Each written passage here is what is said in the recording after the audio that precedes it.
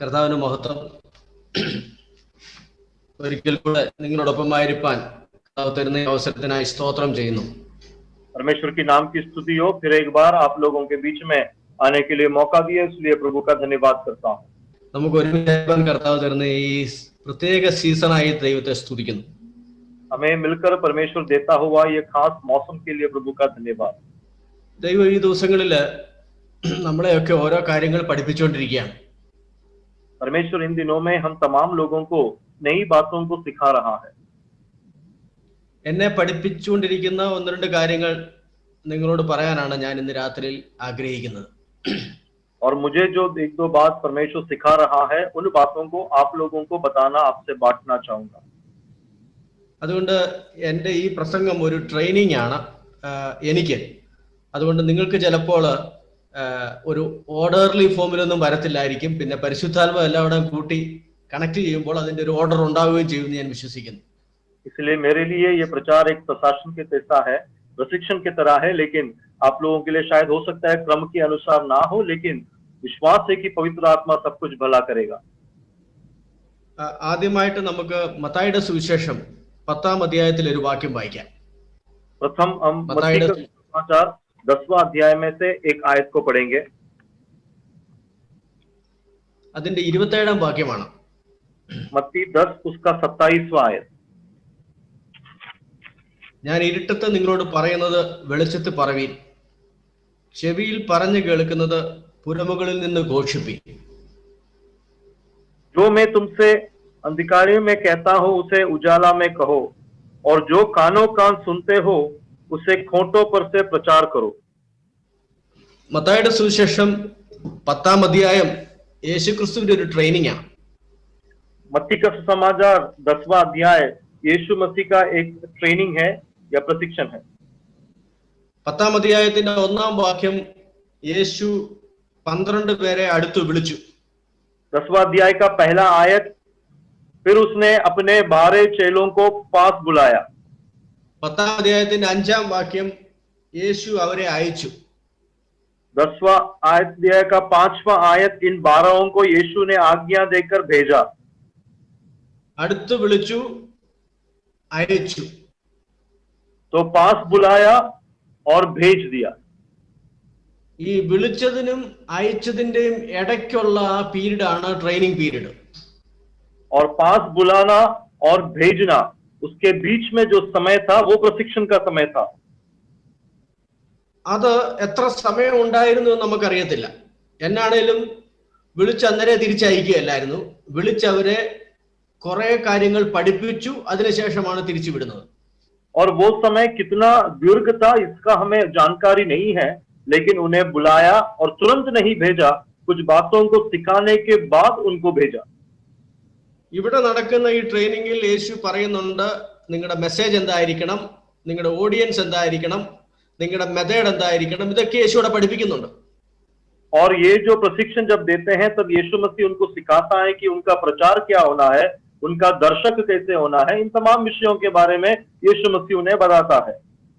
ഇതെല്ലാം പഠിപ്പിച്ച ശേഷം പഠിപ്പിക്കുന്നതിന്റെ ഇടയ്ക്ക് ഒരു സ്പെഷ്യൽ ട്രെയിനിങ്, ഒരു ക്ലാസ് കൊടുക്കുകയാണ് ഈ ഒരു വാക്യത്തിലൂടെ. और ये सब ऐसे उनको प्रशिक्षण देते समय बीच में एक विशेष बात को उन्हें बताता है, वो जो हमने पढ़ा. അത് ലിസണിങ് ഇൻ ഡാർക്ക്നെസ് എന്നൊരു ട്രെയിനിങ് ആണ്. ലിസണിങ് ഇൻ ഡാർക്ക്നെസ്, अंधियारा में सुनना, ऐसा एक प्रशिक्षण है. അത് ട്രെയിനിങ് ലഭിച്ചവർക്ക് മാത്രം പറ്റുന്ന ഒരു കാര്യമാണ്. और ये जिसको ट्रेनिंग मिला है केवल वही कर सकता है. യേശു അവരെ അടുത്തിരുത്തി യേശു അവരോട് പറഞ്ഞു കൊടുക്കുന്ന ഒരു കാര്യമാണ്, അന്ധകാരത്തിന്റെ സമയത്ത് നിങ്ങൾ ശ്രദ്ധിക്കണം. यीशु उन्हें पास बुलाकर उन्हें खास करके ये बात बताता है कि अंधकार के समय में तुम्हें ध्यान देना है. പ്രിയപ്പെട്ടവരെ, ചില സന്ദർഭങ്ങളിൽ ദൈവത്തിന് നമ്മളോട് വിശേഷിച്ച് ചില കാര്യങ്ങൾ കമ്മ്യൂണിക്കേറ്റ് ചെയ്യാൻ വേണ്ടി കർത്താവ് നമ്മെ അന്ധകാരത്തിന്റെ ഡിസിപ്ലിനിലേക്ക് നടത്താറുണ്ട്. ഇരുട്ടിന്റെ ഡിസിപ്ലിനിൽ കർത്താവ് നടത്താറുണ്ട്. प्रिय लोगों, कुछ समय कुछ बातों को समझाने के लिए, कोई सबक या सीख हमको देने के लिए अंधकार के अनुशासन के द्वारा परमेश्वर हमको चलाते हैं. ആ ഇരുട്ട് വരുമ്പോൾ സംസാരിക്കാനുള്ള സമയമല്ല, ശ്രദ്ധിക്കുവാനുള്ള സമയമാണ്.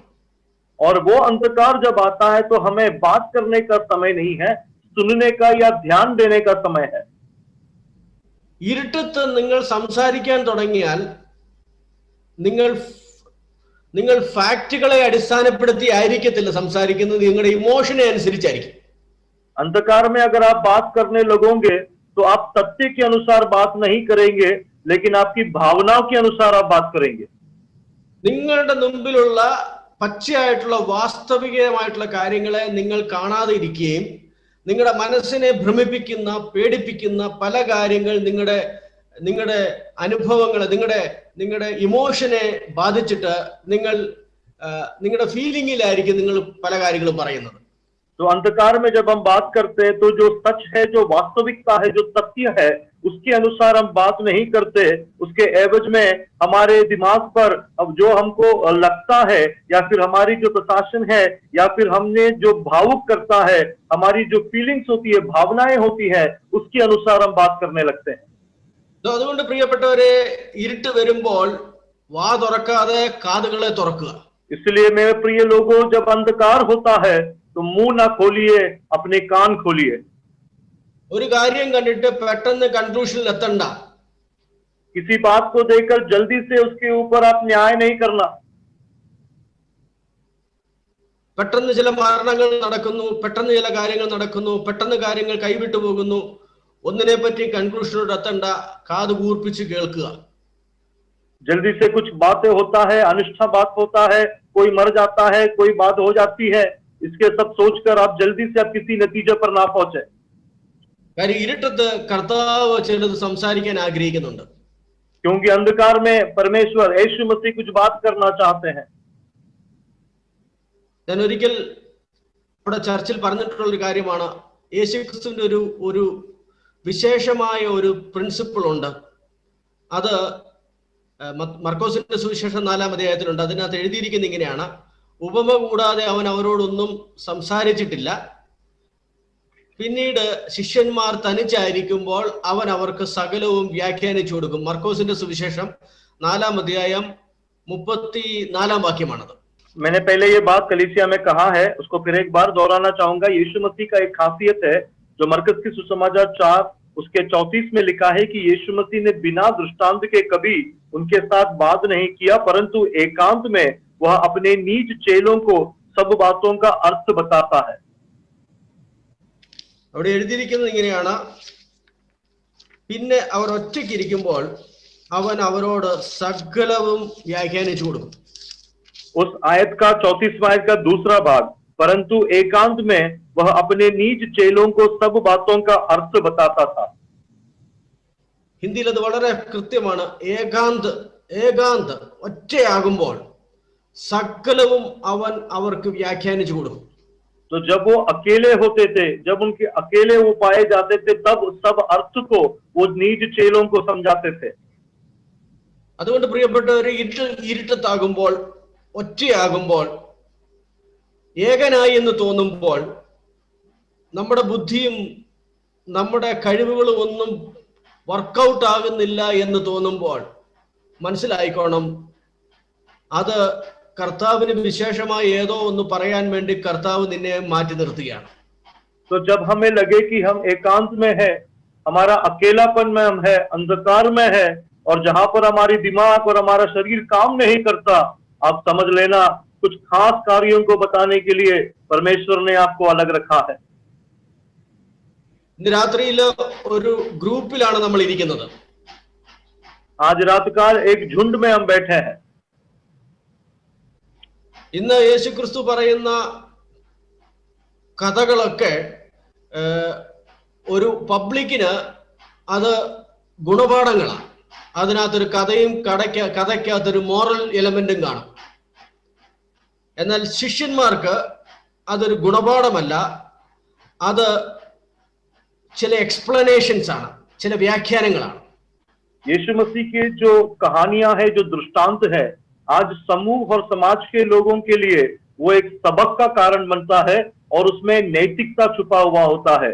लेकिन मसीह लोगों के लिए, परमेश्वर के चेलों के लिए ये केवल एक सबक या उसकी नैतिक बातों को नहीं, लेकिन उसके अंदर के भेद को समझाने वाली बात होता है। ദൈവവേദയിലെ നാളുകളായിട്ട് നീ ചോദിച്ചുകൊണ്ടിരുന്ന പല ചോദ്യങ്ങളുടെയും ഉത്തരം നിന്നെ ഒറ്റയ്ക്കാക്കുമ്പോഴാണ് കർത്താവ് പറയുന്നത്. परमेश्वर के बच्चों, सालों से जो सवाल तुम करते आए हो, उस सवाल का जवाब कई मर्तबा जब तुम अकेले में होते हो तो तब परमेश्वर देता है. ഇന്നെന്നെ കേൾക്കുന്ന ആരെങ്കിലും ഞാൻ ഒറ്റയാണ്, എനിക്ക് കൃത്യമായിട്ടൊരു വ്യാഖ്യാനം ആവശ്യമുണ്ട് എന്ന് തോന്നുന്നുണ്ടെങ്കിൽ ചിലപ്പോൾ നീ ഒരു ഫാമിലിയിലായിരിക്കും ഇരിക്കുന്നത്, പക്ഷേ നിന്നോട് കർത്താവ് മാറ്റി നിർത്തുവാൻ ചില ഇരുട്ടിന്റെ എക്സ്പീരിയൻസിലൂടെ കടത്തിവിടും.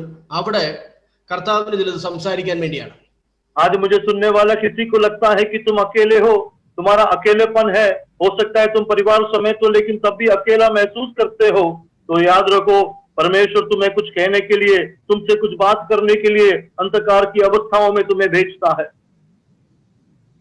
നിന്റെ കാതിനകത്തോട്ട് കർത്താവ് അന്ധകാരത്തിൽ വിസ്പർ ചെയ്യുകയാണ്, കാതോട് പറയുകയാണ്, കാതിനടുത്തോട്ട് വന്ന് ചിലത് പറയുകയാണ്. അത് നിനക്ക് മാത്രമുള്ള ഒരു മെസ്സേജാണ്. अंधकार में परमेश्वर तेरे कान में आकर कानाफूसी करता है, वो सिर्फ तेरे लिए है और सिर्फ तेरे लिए वो प्रचार है. ഹിന്ദിയിൽ അത് കാനോ കാനോ എന്നല്ലേ അങ്ങനെയാ പറയുന്നല്ലേ. കർത്താവ് കാതിനോട് ചേർത്ത് വെച്ച് പറയുകയാണ്. वो हमारे कान के साथ कानों को कान लगाकर वो बताते हैं, या फिर कानाफूसी जिसको कहते हैं. അത് വളരെ പേഴ്സണൽ ആയിട്ടൊരു മെസ്സേജ് ആയിരിക്കും കേൾക്കുന്നത്. वो सुनने वालों के लिए एक व्यक्तिगत प्रचार है, व्यक्तिगत संदेश है. പക്ഷേ ചില ആളുകൾക്ക് ആ മെസ്സേജ് ഒരു വലിയ വെളിച്ചമായിട്ട് പിന്നീട് രൂപാന്തരപ്പെടും. लेकिन कुछ लोगों के लिए वही संदेश कुछ समय के बाद प्रकाश के तौर पर प्रकट होता है. നമ്മൾ മനസ്സിലായിക്കോണേ, നമ്മുടെ അഭിവൃദ്ധിയുടെ സമയത്തും നമ്മുടെ സെക്യൂരിറ്റിയുടെ സമയത്തും നമ്മൾ മോസ്റ്റ് സെക്യൂർ ആയ സമയത്തും മോസ്റ്റ് അഫ്ലുവന്റ് ആയിട്ടുള്ള സമയത്തും എല്ലാം ഉണ്ടായിരുന്ന സമയത്ത് നമ്മൾ പഠിച്ച പാഠങ്ങളെക്കാൾ എത്രയോ തീവ്രമായിട്ടുള്ള കാര്യങ്ങളാണ് നമ്മുടെ ഫെയിലിയറിലും നമ്മുടെ തകർച്ചയിലും നമുക്കൊന്നുമില്ലായിരുന്നപ്പോഴും നമ്മൾ ജീറോ ആയി തോന്നുന്ന ആ സമയത്ത് ചില മൊമെന്റുകളിലൂടെ കർത്താവ് പഠിപ്പിച്ച ചില പാഠങ്ങളുണ്ടല്ലോ, ആ പാഠങ്ങൾ ഒരു തലമുറയ്ക്ക് വെച്ചു കൊടുക്കാൻ പറ്റുന്ന സന്ദേശങ്ങളാണ്. एक धनी होने के समय में जब हम सबसे ज्यादा सुरक्षित थे, जब हमारे आराम के उस जोन में हम थे और जब हमारा सब कुछ अच्छा चल रहा था, उस समय में जो सबक मिला उससे भी कितना बेहतर और कितना उम्दा होता है वो सबक जो परमेश्वर ने हमको सिखाया जब हम एकांत में थे, जब हम अंधकार में थे, जब हम विफल हुए थे, जब हम शून्य हुए थे. और ऐसे समय का जो संदेश हमको मिलता है वो कई बार आने वाली पीढ़ी के लिए एक मार्गदर्शन बन जाता है. നമ്മുടെ ഓരോ അന്ധകാരവും ഓരോ ഡാർക്ക് മൊമെന്റുകളും കർത്താവിന്റെ ട്രെയിനിങ് സെന്ററുകളാണ്. हमारा अरे एक अंधकार का जो क्षण है वो परमेश्वर का प्रशिक्षण का केंद्र है. നിന്റെ പ്രാർത്ഥനയ്ക്ക് ഉത്തരം കിട്ടായ്മ കർത്താവിന്റെ ട്രെയിനിങ് ആണ്. तेरे प्रार्थना का जो उत्तर नहीं मिलता ये परमेश्वर का प्रशिक्षण है. നിന്റെ കാര്യങ്ങൾക്ക് മാറ്റം ഉണ്ടാകാതെ കിടക്കുന്ന കർത്താവിന്റെ ലാംഗ്വേജ് ആണ്.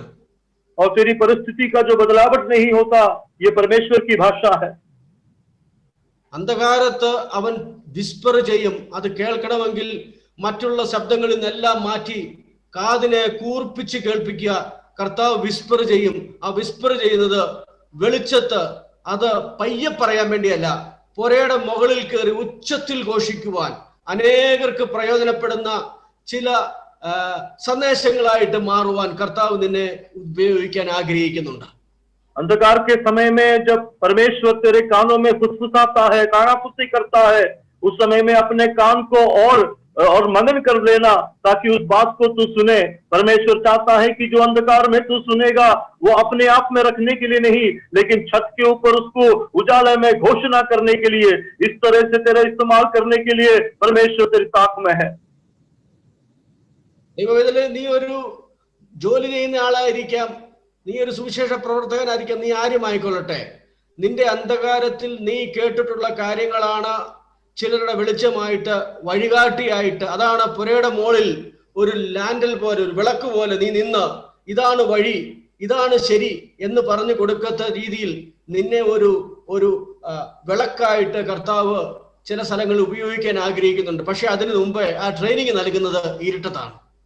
मसीह लोगों, तुम्हारे साथ जो बात किया जाएगा, हो सकता है तू एक प्रचारक हो सकता है तू समाचार सेवक हो, या तू नौकरी करता होगा, लेकिन परमेश्वर की इच्छा है कि तेरे इस्तेमाल करे और तुझे जो प्रशिक्षण मिलेगा और अंधकार में जो कानाफूसी तेरे साथ किया जाता है उसे छत के ऊपर खड़े होकर तुझे घोषणा करना है। इसलिए वहां पर लिखा है, और उसका मतलब जो अंधेरा में तुझे मिला है वो कई लोगों के लिए मार्गदर्शन होगा। जिस तरह से एक लालटेन को उठाकर ऊंचे जगह पर खड़ा किया जाता है, अनेक लोगों को वो प्रकाशन और ज्योति देता है, तुझे जो मिलता है वो कई लोगों के लिए प्रकाशन मार्गदर्शन हो सकता है, लेकिन इसका सबक, इसका प्रशिक्षण अंधेरा में परमेश्वर तुझे देता है। അന്ധകാരത്തിന്റെ സമയത്ത് വിശുദ്ധന്റെ അടുത്തോട്ട് വരുന്നത് പിശാചല്ല. അന്ധകാരത്തിന്റെ സമയത്ത് വിശുദ്ധന്റെ അടുത്തോട്ട് വരുന്നത് യേശു കർത്താവ് തന്നെയാണ്. अंधकार के समय में एक पवित्र व्यक्ति या भक्त के पास में शैतान नहीं आता, अंधकार के समय में भक्त के पास परमेश्वर आता है। മോശയുടെ ജീവിതത്തിൽ നിന്ന് ചില കാര്യങ്ങൾ നിങ്ങളോട് പറയാൻ എനിക്ക് താല്പര്യമുണ്ട്. मूसा के जीवन से कुछ बातों को आप लोगों को बताने के लिए मुझे आनंद है। മോശ അന്ധകാരത്തിലൂടെ നേടിയ ട്രെയിനിങ്, मूसा ने अंधकार में जो प्रशिक्षण को पाया, മോസസിന്റെ ജീവിതത്തിൽ, മോശയുടെ ജീവിതത്തിലെ ഏറ്റവും ഫസ്റ്റ് എൻകൗണ്ടർ മോശ ദൈവവുമായിട്ട് വരുന്നത് 3-ാം അധ്യായത്തിലാണ്, പുറപ്പാട് പുസ്തകം. मूसा का जीवन में सबसे पहला भेंट परमेश्वर के साथ निर्गमन की किताब उसके 3रे अध्याय में हम देख सकते हैं। അത് അവന്റെ ലൈഫിന്റെ ഒരു ടേണിംഗ് മൊമെന്റിലാണ്. और वो उसके जीवन में एक मोड़ का एक ऐसा बिंदु है। അന്നേരത്തെ ഏകദേശം 80 വയസ്സായി. और उस समय में लगभग उनको 80 साल हुए। ലൈഫ് പഠിപ്പിച്ച പല പാഠങ്ങൾ ആ സമയത്ത് അവന്റെ ഭാഗമായി. और जिंदगी ने सिखाया हुआ, दिया हुआ बहुत से अनुभव उनका जीवन का भाग बन चुका है। ആ 80-ാമത്തെ വയസ്സിൽ സൂര്യനെ വെല്ലുന്ന ഒരു പ്രകാശത്തിലാണ് ദൈവം അവനോട് ഇടപെടുന്നത്. और उस 80 साल के उस उम्र में सूरज को चुनौती देने वाला ऐसी एक रोशनी में परमेश्वर उसको भेंट देता है। ആ എക്സ്പീരിയൻസ് വളരെ ഭയങ്കര റേഡിയന്റ് ആയിട്ടുള്ള ലൈറ്റാണ്. और वो अनुभव उनके जीवन में बहुत ही प्रकाशमय ऐसा एक समय है। അത് തികഞ്ഞ വെളിച്ചമാണ്. वो बहुत ही उम्दा प्रकाश है। കത്തുന്നു, മുൾപടർപ്പ് കത്തുന്ന കാഴ്ചയാണ്. മുൾപടർപ്പിന്റെ കാഴ്ച, एक जलने वाला, ज्वलित होने वाला एक ऐसा अवस्था, അതൊരു വലിയ എക്സ്പീരിയൻസ്, बहुत बड़ा एक अनुभव है।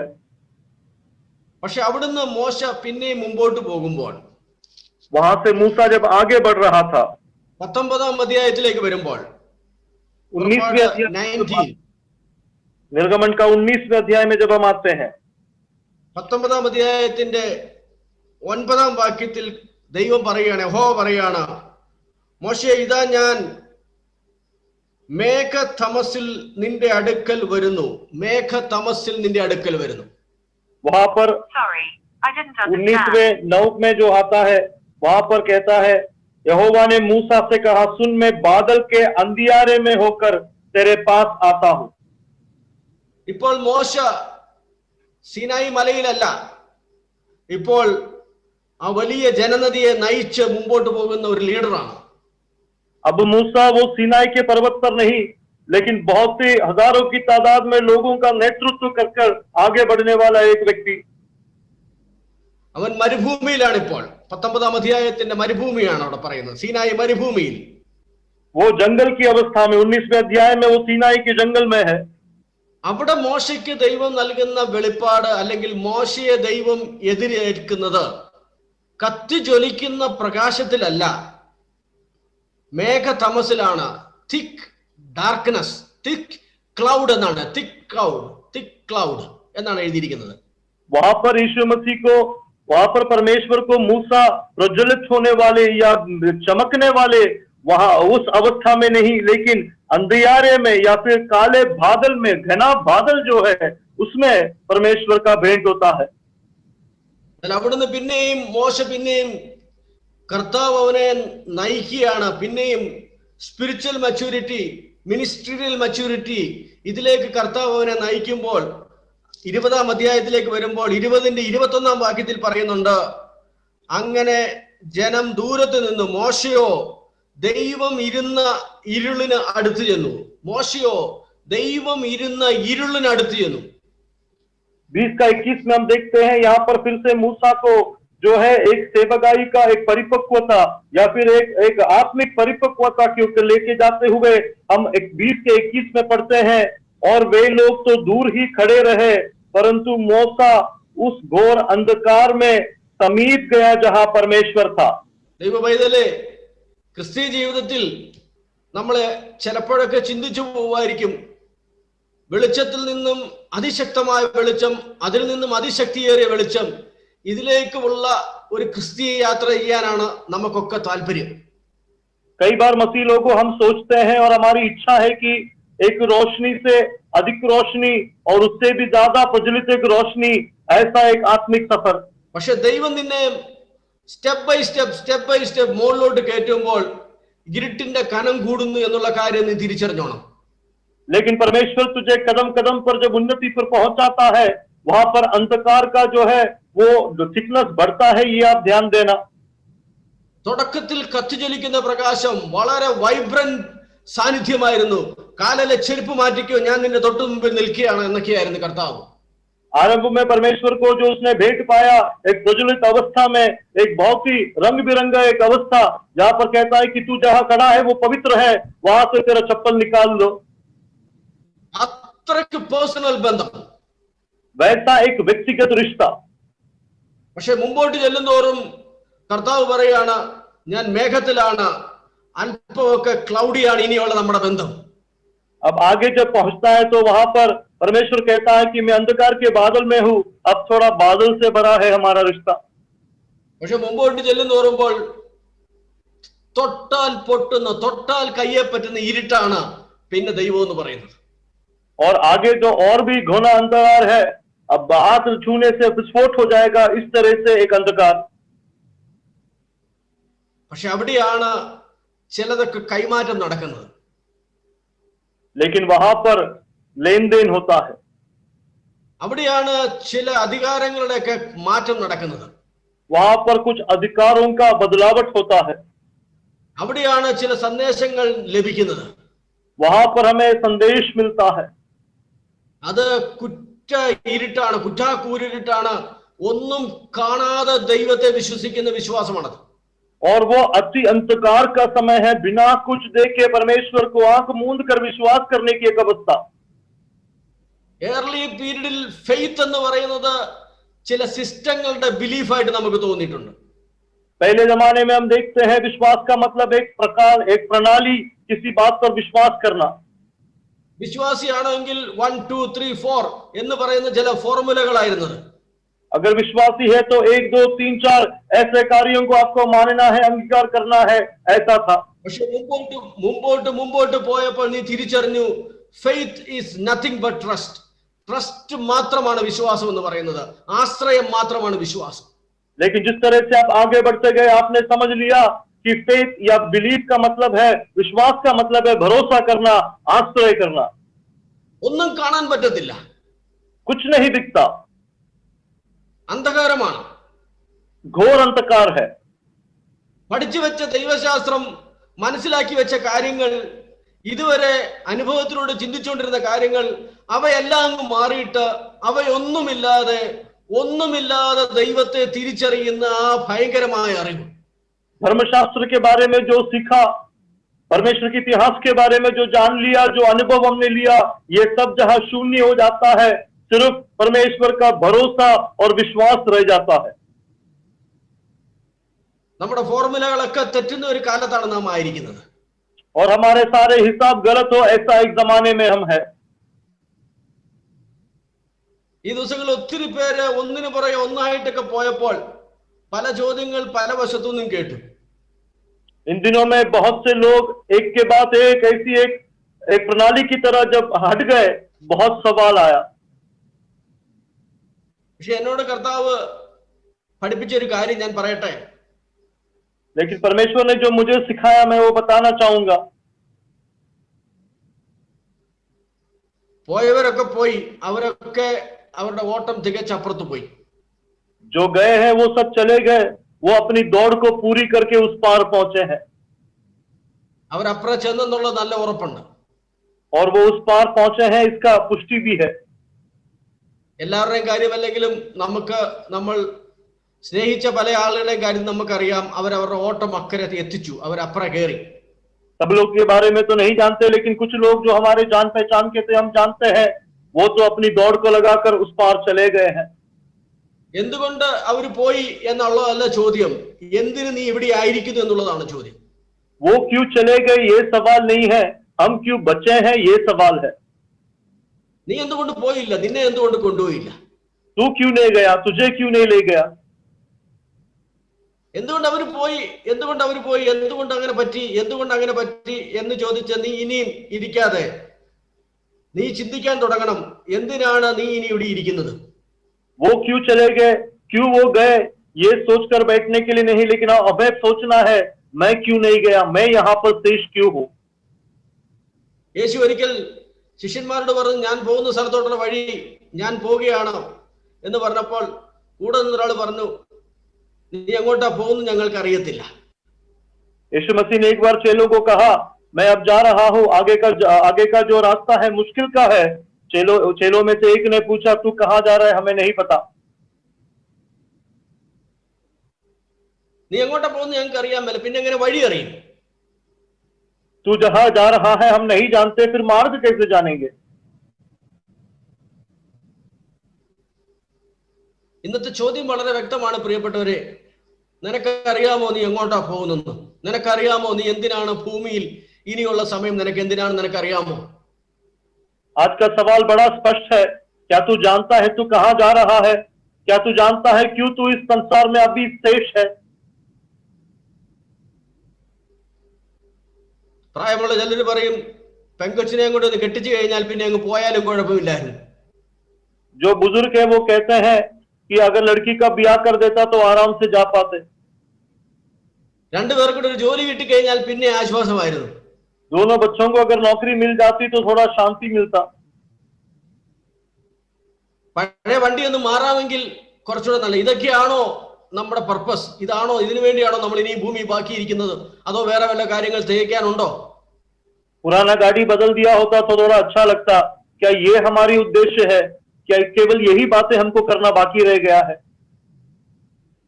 എന്റെ സഹോദര, നിനക്ക് തേഞ്ഞു തീരണോ അതോ തുരുമ്പെടുത്ത് തീരണോ? ഏതാ നീ ആഗ്രഹിക്കുന്നത്? मेरे प्रिय भाई, तुझे घसकर खत्म होना है या तुझमें जंग पकड़ लेना है?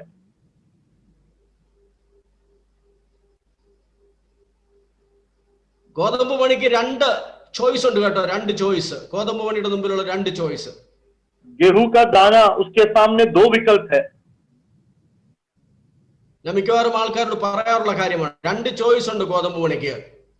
मैं अक्सर लोगों को कहता हूं, गेहूं का एक दाना जो है उसका दो उपयोग है, उसका दो विकल्प होता है. ഒന്ന് പാറ്റി പിറക്കി കൊട്ടി വിശുദ്ധീകരിച്ച് ചാക്കിനകത്ത് കയറിയിരിക്കുക. എന്നേലും FCIയുടെ വണ്ടി വരുമ്പോൾ, ഫുഡ് കോർപ്പറേഷന്റെ വണ്ടി വരുമ്പോൾ എടുത്തുകൊണ്ട് പോവുക. ഇതിനു വേണ്ടിയുള്ള ഒരു ഒരുക്കം, ചാക്കിൽ കയറി ഇരിക്കുക, വിശുദ്ധനായിട്ടിരിക്കുക. ഇത് ഒരു നല്ല ഒരുക്കം. അത് ഗോതമ്പുകളുടെ നമ്പർ 1 ചോയ്സ്. രണ്ടാമത്തെ ചോയ്സ്, ചാക്കിൽ കയറുന്നില്ല, നിലത്തോട്ട് വീഴാൻ തീരുമാനിച്ചു, മണ്ണിലോട്ട് വീഴാൻ തീരുമാനിച്ചു, ഈ മണ്ണിൽ അലിയാൻ തീരുമാനിച്ചു, ഇവിടെ തീരുവാൻ തീരുമാനിച്ചു, ഇവിടം കൊണ്ട് അവസാനിക്കുവാൻ തീരുമാനിക്കുകയാണ്. അത് രണ്ടാമത്തെ ചോയ്സ്. പക്ഷെ ചാക്കി കയറിയവൻ അവൻ അപ്പുറം ചെല്ലും. പക്ഷേ മണ്ണിൽ വീണവൻ അവന്റെ കൂടെ 1000 എണ്ണത്തെ കൂടി ഉയർപ്പിക്കും. तो गेहूं के बारे में जो उदाहरण बताना चाहता हूं वो ये है, गेहूं के दाने के पास दो विकल्प होते हैं. पहला विकल्प, अपने आप को शुद्ध करके साफ करके बोरी में बंद होने के लिए तैयार हो जाए. एक बार बोरी में बंद हो जाए तो फूड कॉर्पोरेशन का गाड़ी आएगा, उसे लेकर जहां पहुंचाना है वहां जरूर पहुंचाएगा. अब दूसरा विकल्प, बोरी में बैठने के लिए मैं तैयार नहीं हूं, मुझे नीचे गिरना है, मुझे सड़ना है, मुझे यहीं पर मर जाना है. अब जो बोरी में बैठा है वो वहां पहुंचेगा, लेकिन जो मरने के लिए अपने आप को दे दिया, जो जमीन पे गिरने के लिए जो विकल्प दिया वो मरेगा, लेकिन जब वो जी उठेगा अपने साथ हजारों को लेके उठेगा। ഹല്ലേലൂയ. നമ്മുടെ മുമ്പിൽ ഒത്തിരി ചിന്തിച്ചു നിൽക്കാൻ ഇനി സമയമില്ല. ഈ മുമ്പേ പോയവരൊക്കെ നമ്മളോട് പറയുന്ന കാര്യം അധികം സമയം ബാക്കിയില്ല സ്നേഹിത. ചിലതൊക്കെ ചെയ്തു തീർക്കാനുള്ള മുൻഗണന അടിസ്ഥാനത്തിൽ ചെയ്തു തീർത്തു. നിനക്ക് ചെയ്യാനുള്ളത്, നിനക്ക് നിരക്കുവാനുള്ളത്, നിനക്ക് ബന്ധങ്ങൾ ഉറപ്പിക്കുവാനുള്ളത്, യേശുവുമായിട്ടുള്ള ബന്ധം വർദ്ധിപ്പിക്കുവാനുള്ളത്, നിന്റെ ദൈവത്തെ എതിരേൽക്കുവാൻ വേണ്ടിയുള്ള തയ്യാറെടുപ്പ്, ഇവയെല്ലാം പുതുക്കാനുള്ള സമയമാണ്. ഇനി അതിനുവേണ്ടി നീ ഒരുങ്ങുക. जाने वालों ने हमें एक इशारा किया है, अभी समय ज्यादा नहीं है। अब जो समय हमारे पास है उसमें जो कार्यों को हमें करना है उसको प्राथमिकता देते हुए उसको सबसे पहले आपातकालीन स्थिति में हमको उसको करना है। हमारे मसीह को देखना, सुसमाचार को सुनाना, हमारे परमेश्वर को स्वीकार करना, उसको बाहों में लेना, इन बातों को ध्यान में देते हुए और इसको आपातकालीन समय के अनुसार हमें पहले अव्वल नंबर पर करना है। യോഹന്നാന്റെ സുവിശേഷം 9-ാം അധ്യായം അതിന്റെ ആരംഭത്തിലെ ഒരു വാക്യം കൂടെ വായിക്കട്ടെ. യോഹന്നാന്റെ സുവിശേഷം 9-ാം അധ്യായം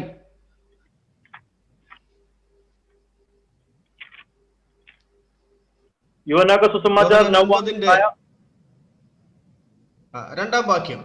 അതിങ്ങനെയാണ്: അവന്റെ ശിഷ്യന്മാർ അവനോട്, റബി, ഇവൻ കുരുടനായി പിറക്കത്തക്കവണ്ണം ആര് പാപം ചെയ്തു, ഇവനോ ഇവന്റെ അമ്മയപ്പന്മാരോ എന്ന് ചോദിച്ചു. അതിന് യേശു, അവനെങ്കിലും അവന്റെ അമ്മയപ്പന്മാരോ പാപം ചെയ്തിട്ടല്ല, ദൈവപ്രവൃത്തി അവങ്കൽ വെളിപ്പെടുവാൻ അത്രേ. यूहन्ना का सुसमाचार 9वां अध्याय उसका 2 और 3 वचन। ये और उसके चेलों ने उससे पूछा, हे रबी, किसने पाप किया था कि यह अंधा जन्मा, इस मनुष्य ने या उसके माता पिता ने? यीशु ने उत्तर दिया कि न तो इसने पाप किया था न इसके माता पिता ने, परंतु यह इसलिए हुआ कि परमेश्वर का काम उसमें प्रकट हो। ഈ ചോദ്യം ചോദിക്കുന്നത് യേശുവിന്റെ ശിഷ്യന്മാരാണ്. चेले ये सवाल करते हैं। അവർ ചോദിക്കുമ്പോൾ അവരുടെ മനസ്സിൽ ഒരു ഉത്തരവുണ്ട്. और जब उन लोगों ने सवाल किया तो उनके मन में एक उत्तर है। അവർ പഠിച്ചു വച്ചേക്കുന്ന കാര്യത്തിനകത്ത് അവർ വിശ്വസിക്കുന്നത് ഇവൻ ഇങ്ങനെ ആയി പോയതിന്റെ പിന്നിൽ പാപമാണ്. उन्होंने जो सीखा है उस आस्था के अनुसार, उस विश्वास के अनुसार, ये इसके पाप के कारण ऐसा हुआ है। ഇതിന്റെ പിന്നിലെ കാരണം എന്ന് പറയുന്നത് പാപമാണ്. इसके पीछे का कारण पाप है। അവരുടെ സംശയം ഇവനാണോ, ഇവന്റെ പാപമാണോ, ഇവന്റെ അമ്മയപ്പന്മാരുടെ പാപമാണോ, എന്തുകൊണ്ടാണ് ഇവൻ ഇങ്ങനെയായി പോയത്? उनका शक ये इसकी परिस्थिति जो है, ये जो अंधा हुआ है, क्या ये इसका पाप है या इसके माता पिता का पाप का कारण है? യേശു പറയുന്ന ഉത്തരം തികച്ചും അവർ പ്രതീക്ഷിച്ചൊരു ഉത്തരമല്ല. यीशु मसीह ने जो उत्तर, जो जवाब दिया, उनकी अपेक्षा के विरोध में था। ഇവിടെ എന്താണ് നമുക്ക് മനസ്സിലാക്കാൻ പറ്റുന്ന കാര്യം? यहां पर हम क्या समझ सकते हैं? മനുഷ്യൻ അന്വേഷിക്കുന്ന റീസൺ ആണ്, എന്നാൽ ദൈവത്തിന് പറയാനുള്ള പർപ്പസ് ആണ്. मनुष्य हमेशा जो है कारण को पीछे होता है, लेकिन परमेश्वर को उद्देश्य बताना होता है। അവർ പറയുന്നത് എന്തുകൊണ്ട് ഇങ്ങനെ സംഭവിച്ചു? वो पूछते हैं कि क्यों ऐसा हुआ?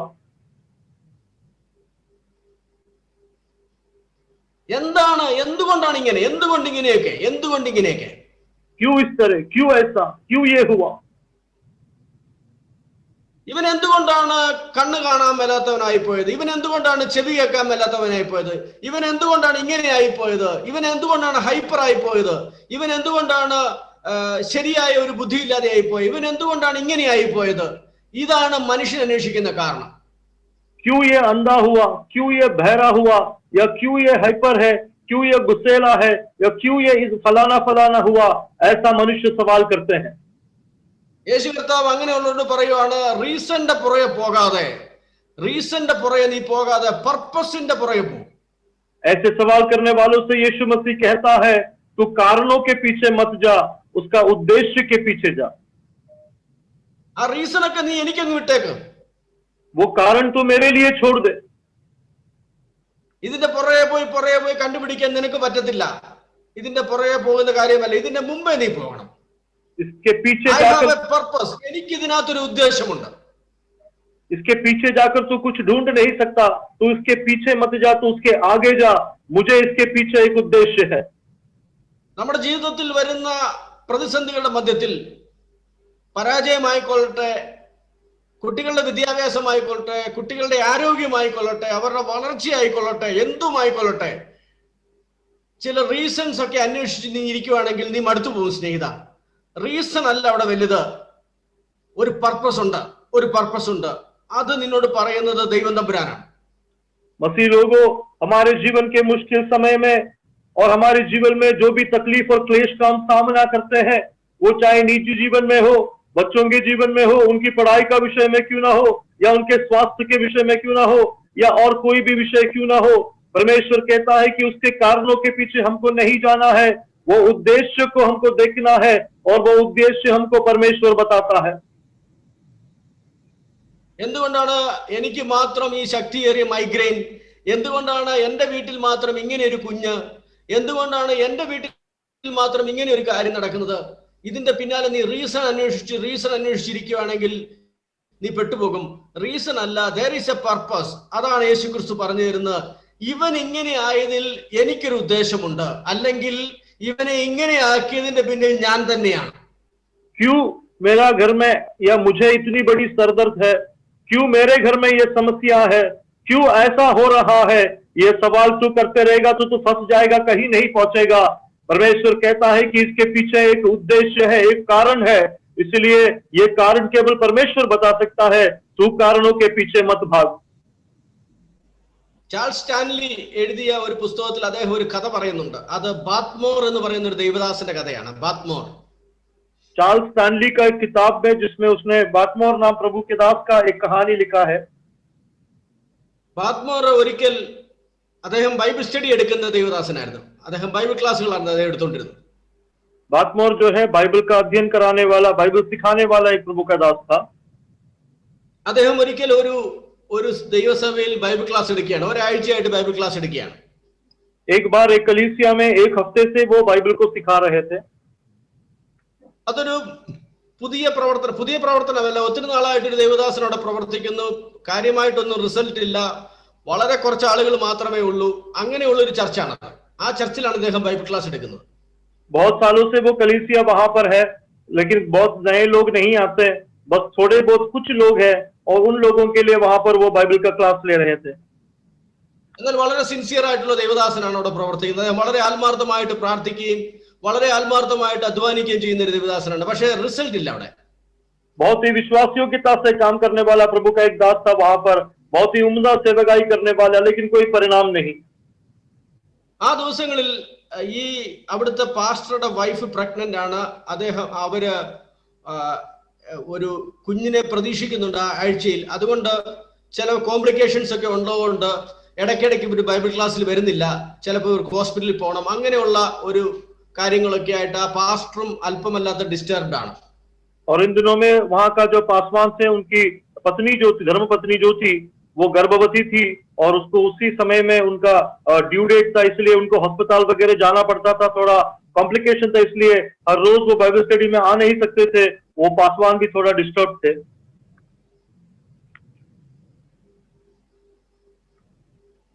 അപ്പൊ അങ്ങനെ അല്പമല്ലാത്ത ഡിസ്റ്റർബൻസ് ഉണ്ട് ആ ബൈബിൾ ക്ലാസ്സിന്. അങ്ങനെ ഇരിക്കുന്ന ഒരു ദിവസം, तो बाइबल क्लास ക്ലിയർ ആണോ? കേൾക്കാൻ പറ്റുന്നു? हाँ കേൾക്കാൻ പറ്റുന്നുണ്ട് പാസ്റ്റർ. കേൾക്കാൻ പറ്റുന്നുണ്ട്. ഓക്കെ. അപ്പോ ഈ ബൈബിൾ ക്ലാസ് ഇങ്ങനെ നടക്കുകയാണ്. പാസ്റ്റർ ഒത്തിരി ഡിസ്റ്റർബ്ഡ് ആണ്.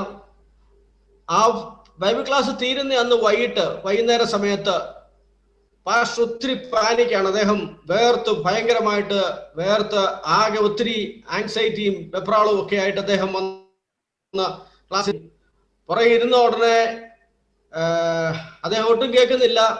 അവസാന ബൈബിൾ ക്ലാസ് പ്രാർത്ഥിച്ച് അവസാനിപ്പിക്കുമ്പോൾ അദ്ദേഹം പറഞ്ഞു, ബാത്മോറിനോട് പറഞ്ഞു, എനിക്കൊരു 5 മിനിറ്റ് സമയം തരണമെന്ന് പറഞ്ഞു പാസ്റ്റർ, പ്രൈവറ്റ് ആയിട്ട് എന്നെ എനിക്കൊന്ന് കാണണമെന്ന് പറഞ്ഞു. तो वो पासवान जो है बहुत ही परेशान थे, वहां के स्थायी पासवान, और ये बाइबल स्टडी का भी खासा थोड़ा वहां पर परेशानी चल रहा था। और अब आखिरी दिन, बाइबल अध्ययन के आखिरी दिन में वो प्रभु के दास वहां पर किसी न किसी तरह से वहां पहुंचे, लेकिन बहुत ही गड़बड़ाहट में थे, बहुत ही हताश में थे, बहुत ही एंशियस थे वो। आखिर में उन्होंने बर्टमोर से कहा कि मुझे थोड़ा निजी समय चाहिए आपके साथ। അദ്ദേഹം പറഞ്ഞു, ഞാൻ ഹോസ്പിറ്റലിൽ നിന്നാണ് വരുന്നത്, എൻ്റെ ഭാര്യയെ പ്രസവിച്ചു, ഞങ്ങൾക്ക് കിട്ടിയ കൊച്ച് സംസാരിക്കത്തില്ല, കേൾക്കത്തില്ല, അങ്ങനെ ഒരു കുഞ്ഞിനെയാണ് ദൈവം തന്നത്. ഞാൻ ഈ വിഷയം എങ്ങനെയാണ് എൻ്റെ ഭാര്യയോട് പറയുന്നത്? ഞാൻ ആകെ തകർന്നിരിക്കുകയാണ്. എൻ്റെ ഭാര്യ കുഞ്ഞിനെ കണ്ടിട്ടില്ല, അന്നേരെ കുഞ്ഞിനെ അവിടുന്ന് മാറ്റി, ഞാൻ ആകെ തകർന്നിരിക്കുകയാണ്. उन्होंने कहा कि मैं अस्पताल से आ रहा हूँ, मेरे बीवी का प्रसव हुआ है, हमें एक बच्चा मिला, लेकिन वो बच्चा ना तो बोल सकता है ना सुन सकता है। मैं कैसे ये बात को मेरे बीवी को बताऊंगा? उसने अभी तक बच्चे को देखा नहीं है, हमने बच्चे को तुरंत वहां से अलग किया, लेकिन मैं बहुत परेशान हूँ, चिंतित हूँ।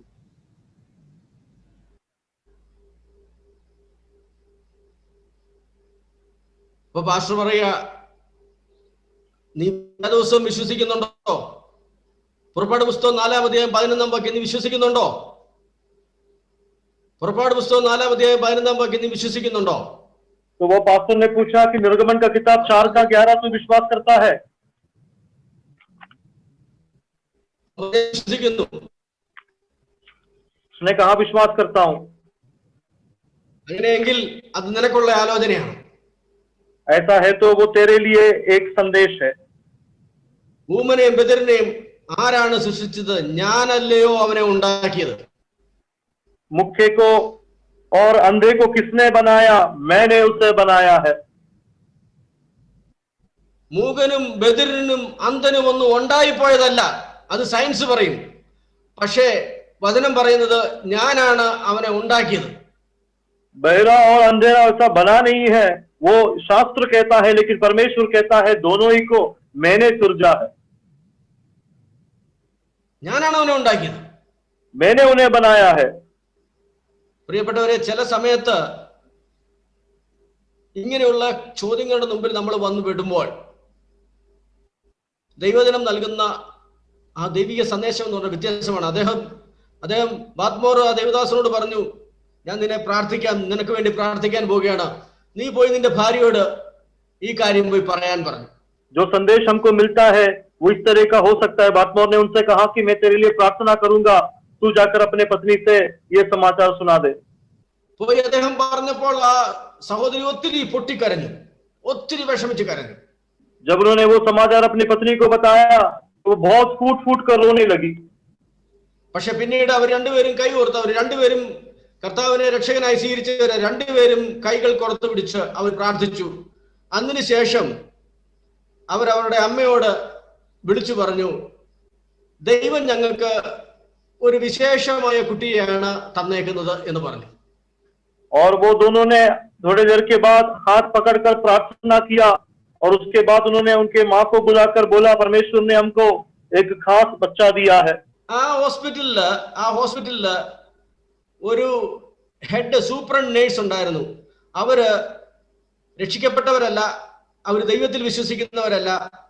അവർ ഈ കാര്യങ്ങളെല്ലാം വളരെ വ്യക്തമായിട്ട് അറിയാം. ഒരു പാസ്റ്ററുടെ കുടുംബത്തിലാണ് ഇത് സംഭവിച്ചത്. ഇത്രയും നാളും പാസ്റ്റർ പ്രസംഗിച്ചു, പക്ഷേ പാസ്റ്റർക്കുണ്ടായ കുഞ്ഞ് ഇങ്ങനെയാണ്. ഇതൊക്കെ ഇവർക്ക് നല്ലതായിട്ട് അറിയാം.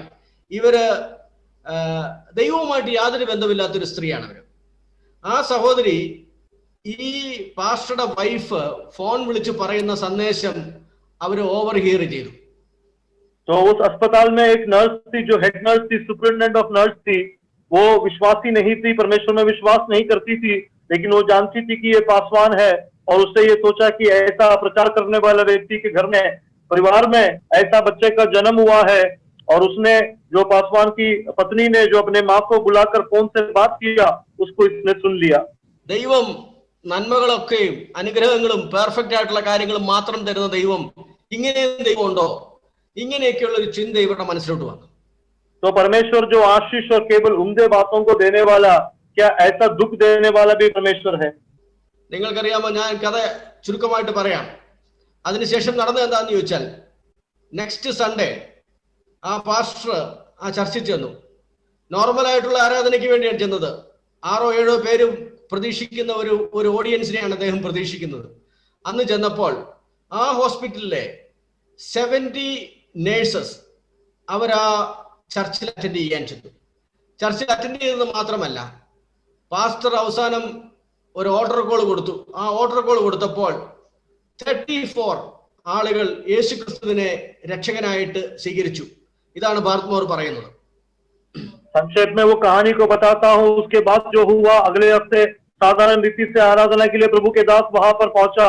अक्सर जैसे होता है 5-6 लोगों की अपेक्षा था, जो अपेक्षित दर्शक थे वही था. लेकिन उस दिन जो हुआ, वहां पर उस अस्पताल से लगभग 70 नर्स लोग वहां पहुंचे. इतना ही नहीं, वो आराधना के बाद जब परमेश्वर के दास ने ऑल्टर कॉल दिया तो लगभग 34 लोग खड़े होकर परमेश्वर को स्वीकार किया. എന്തിനാണ് ദൈവത്തെ സ്നേഹിച്ച, ദൈവവചനം പ്രസംഗിച്ച, ദൈവവചനം പഠിപ്പിക്കുന്ന എനിക്ക് ഇങ്ങനെ തന്നതെന്ന് ചോദിച്ചതിന്റെ ഉത്തരം തനിക്ക് അവിടെ കിട്ടുകയാണ്. और क्यों परमेश्वर से प्रेम करने वाला, परमेश्वर का प्रचार करने वाला, वचन को सिखाने वाला मेरे साथ ये क्यों हुआ, उसका उत्तर वहां पर उस प्रभु के दास को मिला. പ്രിയപ്പെട്ടവരെ, കർത്താവ് ചില ലെസൺസ് ഒക്കെ നമ്മളെ പഠിപ്പിക്കുന്നത് അന്ധകാരത്തിന്റെ തീവ്രതയിലാണ്. प्रिय लोगों, परमेश्वर कुछ सबक हमको, कुछ सीख हमको घोर अंधकार में देता है. അവിടെയുള്ള ട്രെയിനിങ് നമുക്ക് മനസ്സിലാകണമെങ്കിൽ ഇരുട്ടത്ത് കർത്താവ് പറയുന്ന കേൾക്കുവാൻ നമ്മൾ തയ്യാറാകണം. और वहां का प्रशिक्षण को हमें अगर समझना है, अंधकार में परमेश्वर जो कहता है उसकी ओर हमारा कान को लगाना. ഇരുട്ടത്ത് എന്തുകൊണ്ട് എന്തുകൊണ്ട് എന്നുള്ള ചോദ്യമല്ല ചോദിക്കേണ്ടത്, എന്തിനായിട്ടാണ് കർത്താവേ, എന്തിനായിട്ടാണ് എന്നുള്ള ചോദ്യമാണ് പ്രധാനം. अंधकार में क्यों हुआ ये सवाल नहीं, अंधकार में उसका उद्देश्य क्या है ये सवाल हमको करना है. നമുക്ക് തുടർന്നുള്ള അല്പനേരത്തെ ചിന്തയ്ക്ക് വേണ്ടി പത്രോസിന്റെ ലേഖനം 4-ാം അധ്യായം, 1 പത്രോസ് 4, पहला पत्रोस 4, 4-ാം അധ്യായത്തിന്റെ 7 മുതലുള്ള വാക്യങ്ങൾ. पहला पत्रोस 4 का 7 से आगे. എന്നാൽ എല്ലാറ്റിന്റെ അവസാനം സമീപിച്ചിരിക്കുന്നു. ആകയാൽ പ്രാർത്ഥനയ്ക്ക് സുബോധമുള്ളവരും നിർമ്മതരുമായിരിക്കുവേൻ. സകലത്തിനു മുമ്പേ തമ്മിൽ ഒറ്റ സ്നേഹമുള്ളവരായിരിക്കുവേൻ. സ്നേഹം പാപങ്ങളുടെ ബോധത്തെ മറയ്ക്കുന്നു. പിറുവിറുപ്പ് കൂടാതെ തമ്മിൽ അതിഥി സൽക്കാരം ആചരിക്കുവേൻ. ഓരോരുത്തരും വരം ലഭിച്ചതുപോലെ വിവിധമായുള്ള ദൈവകൃപയുടെ നല്ല ഗൃഹവിചാരകന്മാരായി അതിനെ കൊണ്ട് അന്യോന്യം ശുശ്രൂഷിക്കുവേൻ. ഒരുത്തൻ പ്രസംഗിക്കുന്നുവെങ്കിൽ ദൈവത്തിന്റെ അരുളപ്പാട് പ്രസ്താവിക്കുന്നു എന്ന പോലെയും, ഒരുത്തൻ ശുശ്രൂഷിക്കുന്നുവെങ്കിൽ ദൈവം നൽകുന്ന പ്രാപ്തിക്ക് ഒത്തവണ്ണം ആകട്ടെ. എല്ലാറ്റിലും ദൈവം യേശുക്രിസ്തു മൂലം മഹത്വപ്പെടുവാൻ ഇടവരട്ടെ. മഹത്വവും ബലവും എന്നേക്കും അവനുള്ളത്. ആമേൻ. सब बातों का अंत तुरंत होने वाला है, इसलिए संयमी होकर प्रार्थना के लिए सचेत रहो. और सबसे श्रेष्ठ बात यह है कि एक दूसरे की अधिक प्रेम करो, क्योंकि प्रेम अनेक पापों को ढांप देता है. बिना कुड़कुड़ाए एक दूसरे की पावनाई करो. जिसको जो वरदान मिला है वह उस परमेश्वर के नाना प्रकार के अनुग्रह के भले भंडारियों की न्यायी एक दूसरे की सेवा में लगाए. यदि कोई बोले तो ऐसा बोले मानो परमेश्वर का वचन है. यदि कोई सेवा करे तो उस शक्ति से करे जो परमेश्वर देता है, जिससे सब बातों में यीशु मसीह के द्वारा परमेश्वर की महिमा प्रकट हो. महिमा और साम्राज्य युगानुयुग उसी की है. आमीन. ഇനി അതിന്റെ 12-ാം വാക്യവും അതിന്റെ 17-ാം വാക്യവും വായിക്കാം. അഗ്നിശോധനയെങ്കിൽ ഒരു അപൂർവ കാര്യം നിങ്ങൾക്ക് വന്നുകൂടി എന്ന് വെച്ച് അതിശയിച്ചു പോകരുത്. 17-ാം വാക്യം, ന്യായവിധി ദൈവഗ്രഹത്തിൽ ആരംഭിക്കുവാൻ സമയമായല്ലോ. അത് നമ്മിൽ തുടങ്ങിയാൽ ദൈവത്തിന്റെ സുവിശേഷം അനുസരിക്കാത്തവരുടെ അവസാനം എന്താകും? നീതിമാൻ പ്രയാസന രക്ഷ പ്രാപിക്കുന്നുവെങ്കിൽ അഭക്തന്റെയും പാപിയുടെയും ഗതി എന്താകും? അതുകൊണ്ട് ദൈവേഷ്ടപ്രകാരം കഷ്ടം സഹിക്കുന്നവൻ നന്മ ചെയ്തുകൊണ്ട് തങ്ങളുടെ പ്രാണനെ വിശ്വസ്തനായ സൃഷ്ടാവിങ്കൽ ഫലമേൽപ്പിക്കട്ടെ. उसी अध्याय का 12 और 17वां वचन, हे प्रियो, जो दुग्रूपी अग्नि तुम्हारे परखने के लिए तुम में भड़की है, इससे यह परमेश्वर अचंबा ना करो कि कोई अनोखी बात तुम पर बीत रही है. 17वां वचन, क्योंकि वह समय आ पहुंचा है कि पहले परमेश्वर के लोगों का न्याय किया जाए, और जबकि न्याय का आरंभ हम ही से होगा, तो उनका क्या अंत होगा जो परमेश्वर के सुसमाचार को नहीं मानते। 7-ാം വാക്യം, എല്ലാറ്റിന്റെയും അവസാനം സമീപിച്ചിരിക്കുന്നു. 7वां आयत, सब बातों का अंत तुरंत होने वाला है। 11-ാം വാക്യത്തിന്റെ അവസാനം, എന്നാൽ എല്ലാറ്റിലും ദൈവം യേശുക്രിസ്തു മൂലം മഹത്വപ്പെടും. 11वें आयत का दूसरा भाग, जिससे सब बातों में यीशु मसीह के द्वारा परमेश्वर की महिमा प्रकट हो। എല്ലാറ്റിന്റെയും അവസാനം സമീപിക്കുന്നു, എല്ലാറ്റിലും യേശു മഹത്വം എടുക്കുന്നു. सब बातों का अंत होने वाला है, सब बातों में यीशु मसीह महिमा पाता है। ഇവിടെ പറയുന്ന അവസാനം ലോകാവസാനത്തിന്റെ കാര്യമാകണമെന്ന് നിർബന്ധമില്ല. यहाँ पर जो अंत के बारे में लिखा है वो संसार के अंत के बारे में हो, ये जरूरी नहीं। ഈ ഭൂമി തകർന്നു പോകാൻ പോകുന്നുവോ എന്നൊന്നുമല്ല ഇവിടെ ചോദ്യം. ये संसार क्या, ये पृथ्वी नष्ट होने वाला है, ये सवाल नहीं है। ഇവിടെ ഒരു പുതിയ ഓർഡർ വരികയാണ്, പുതിയ രീതിയിലേക്ക് കാര്യങ്ങൾ നീങ്ങുകയാണ്. यहाँ पर एक नया क्रम आता है, एक नया प्रणाली शुरू होता है। എല്ലാം ഒരു എൻഡിലേക്ക് വരുമ്പോൾ ആ എൻഡിൽ നിന്ന് ഒരു പുതിയ തുടക്കം ആരംഭിക്കുകയാണ്. सब कुछ जब समाप्ति की ओर पहुंचता है, वहां से एक नया शुरुआत भी होता है। എല്ലാറ്റിന്റെയും അവസാനം സമീപിക്കുന്നു, എന്നാൽ ഒരു പുതിയ തുടക്കം തുടങ്ങിയാണ്. എല്ലാറ്റിലും യേശു ദൈവമാവുന്ന കർത്താവാകുന്ന ഒരു പുതിയ തുടക്കം കൂടി ആരംഭിക്കുകയാണ്. सब कुछ अंत होने वाला है, लेकिन उसके साथ एक नया शुरुआत है। सब बातों में यीशु मसीह की महिमा होगा, उसका शुरुआत वहां से होगा। എല്ലാം അവസാനിക്കുമ്പോൾ എല്ലാത്തിന്റെ അവസാനം സമീപിക്കുന്നു. അതുകൊണ്ട് ആകയാൽ പ്രാർത്ഥന. എല്ലാം തീരുന്നു എന്ന് തോന്നുമ്പോൾ തീരാതെ നിൽക്കേണ്ട ഒരൊറ്റ കാര്യം പ്രാർത്ഥനയാണ്. सब कुछ जब समाप्त होता है, इसलिए प्रार्थना। जब जब समाप्त हो तो जिस बात का समाप्ति नहीं होना है वो प्रार्थना है। എല്ലാം തീരുന്നു, എല്ലാം തീരുമ്പോൾ പ്രാർത്ഥനയും തീരരുത് കേട്ടോ. जब सब समाप्त हो तो प्रार्थना नहीं रुकना। എല്ലാം കൈവിട്ടു പോകുന്നു എന്ന് തോന്നുമ്പോൾ പ്രാർത്ഥനയും കൂടെ നിർത്തരുത്. सब हाथ से छूट जाता है, ऐसा लगे, ऐसा महसूस हो, तो प्रार्थना नहीं छोड़ना। എല്ലാം തീരുന്നു എന്ന് തോന്നുമ്പോൾ, എല്ലാം അവസാനിക്കുമ്പോൾ ആകയാൽ പ്രാർത്ഥന. सब कुछ जब समाप्त हो, जब सब अंत होने वाला है, इसलिए प्रार्थना में सचेत रहो। നമ്മുടെ കയ്യിൽ നിന്ന് കാര്യങ്ങൾ കൈവിട്ടു പോകുന്നു, നമ്മുടെ ചിന്തയിൽ കൂടെ കാര്യങ്ങൾ പോകുന്നില്ല, നമ്മുടെ കയ്യിൽ നിന്ന് കാര്യങ്ങളെല്ലാം വഴുതി മാറുകയാണ്. ഇങ്ങനെ വരുമ്പോഴാണ് പ്രാർത്ഥന തുടങ്ങേണ്ടത്, പ്രാർത്ഥന അവസാനിക്കാതിരിക്കേണ്ടത്. हमारे हाथों से सब फिसल रहा है, हमारे हाथों में कुछ नहीं है, और हमारा दिमाग सही तरीके से काम नहीं करता, ऐसे समय में प्रार्थना करना है। ഇന്ന് പകലില് ദൈവത്തിന്റെ പരിശുദ്ധാത്മാവ് പഠിപ്പിച്ച ഒരു കാര്യം കൂടെ ഞാൻ പറഞ്ഞു മുമ്പോട്ട് പോകാം. आज दिन पवित्र आत्मा ने एक और बात जो सिखाया वो कहकर आगे बढ़ना चाहूंगा। ആമോസിന്റെ ലേഖനം, ആമോസിന്റെ പ്രവചനത്തിലുണ്ട്. ആമോസ് ചോദിക്കുന്ന ചോദ്യം, യഹോവേ, യാക്കോബ് ചെറിയവനല്ലോ? आमोस एक सवाल करता है, याकूब तो छोटा था। ആമോസിന്റെ പ്രവചനം പെട്ടെന്ന് തിരിച്ചു വരാം. ഇന്ന് രാവിലെ പറഞ്ഞ കാര്യം കൊണ്ട് ഇന്ന് ക്ലബ് ചെയ്യണമെന്ന് പെട്ടെന്നൊരു തോന്നൽ വരുന്നതുകൊണ്ട് പറയുകയാണ്. ആമോസിന്റെ പ്രവചനം 7-ാം അധ്യായത്തിലാണ് ആ വാക്യം. आमोस नबी का किताब, उसका 7वें अध्याय में वो वचन है।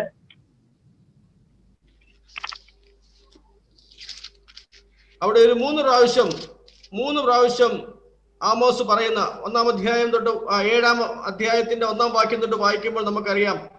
അത് പറയുമ്പോൾ, എല്ലാം തീരുന്നു എന്ന് പറയുമ്പോൾ ആമോസ് ചോദിക്കുകയാണ്, കർത്താവേ ക്ഷമിക്കണമേ, യാക്കോബ് എങ്ങനെ നിവർന്നു നിൽക്കും, അവൻ ചെറിയവനല്ലോ എന്ന് പറഞ്ഞു. കർത്താവേ ക്ഷമിക്കണമേ. परमेश्वर क्षमा कर, याकूब कैसे खड़ा होगा, ऐसा वहां पर पूछता है। അവൻ ചെറിയവനല്ലോ. वो छोटा है। 7-ന്റെ 2-ാം വാക്യമാണ്. അതിനുശേഷം പിന്നെയും അത് തന്നെ പറയുന്നുണ്ട് 5-ാം വാക്യത്തിൽ. അപ്പോൾ ഞാൻ യഹോവയായ കർത്താവേ മതിയാക്കണമേ, യാക്കോബ് എങ്ങനെ നിവർന്നു നിൽക്കും, അവൻ ചെറിയവനല്ലോ എന്ന് പറഞ്ഞു. उसके बाद 5वां आयत में भी वही बात को फिर से दोहराया है। तब मैंने कहा, परमेश्वर यहोवा थम जा, नहीं तो याकूब कैसे स्थिर रह सकेगा। അപ്പോൾ അതിന് യഹോവ ഉത്തരം പറയുന്ന ഉത്തരം, उसके लिए यहोवा അനുതപിച്ചു, അത് സംഭവിക്കുകയില്ല എന്ന് യഹോവയായ കർത്താവ് അരുളി ചെയ്തു. അത് സംഭവിക്കുകയില്ല. इसके विषय में ये भी यहोवा पछताया और परमेश्वर यहोवा ने कहा, ऐसी बात फिर ना होगी।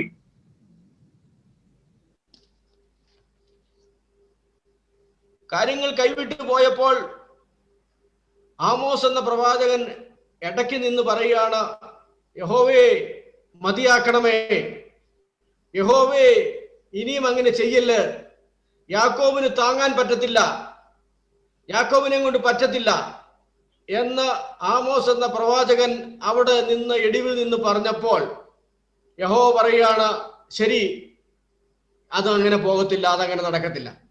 तो यहाँ पर हम देखते हैं आमोस नबी जो है वो विनती करता है, जब सब कुछ जा चुका होता है, जब सब नाश होता है, सब हाथ से निकल जाता है, आमोस कहता है कि परमेश्वर थम जा, रुक जा, आगे ऐसा मत कर, क्योंकि याकूब स्थिर नहीं रह सकेगा। तब परमेश्वर उसको उत्तर देता है, ऐसी बात फिर न होगी। പ്രിയപ്പെട്ടവരെ, എല്ലാം തീരുന്നു എന്ന് തോന്നുമ്പോൾ ദൈവമക്കളെ മധ്യസ്ഥ പ്രാർത്ഥന അവസാനിപ്പിക്കരുത്. प्रिय लोगों, जब समाप्त होता है, ऐसा लगता है, तो बिछवाई की प्रार्थना, मध्यस्थ प्रार्थना को नहीं रोकना। എല്ലാം കൈവിട്ടു വന്ന് പോകുമ്പോൾ പോട്ടെ എന്നല്ല വിചാരിക്കേണ്ടത്.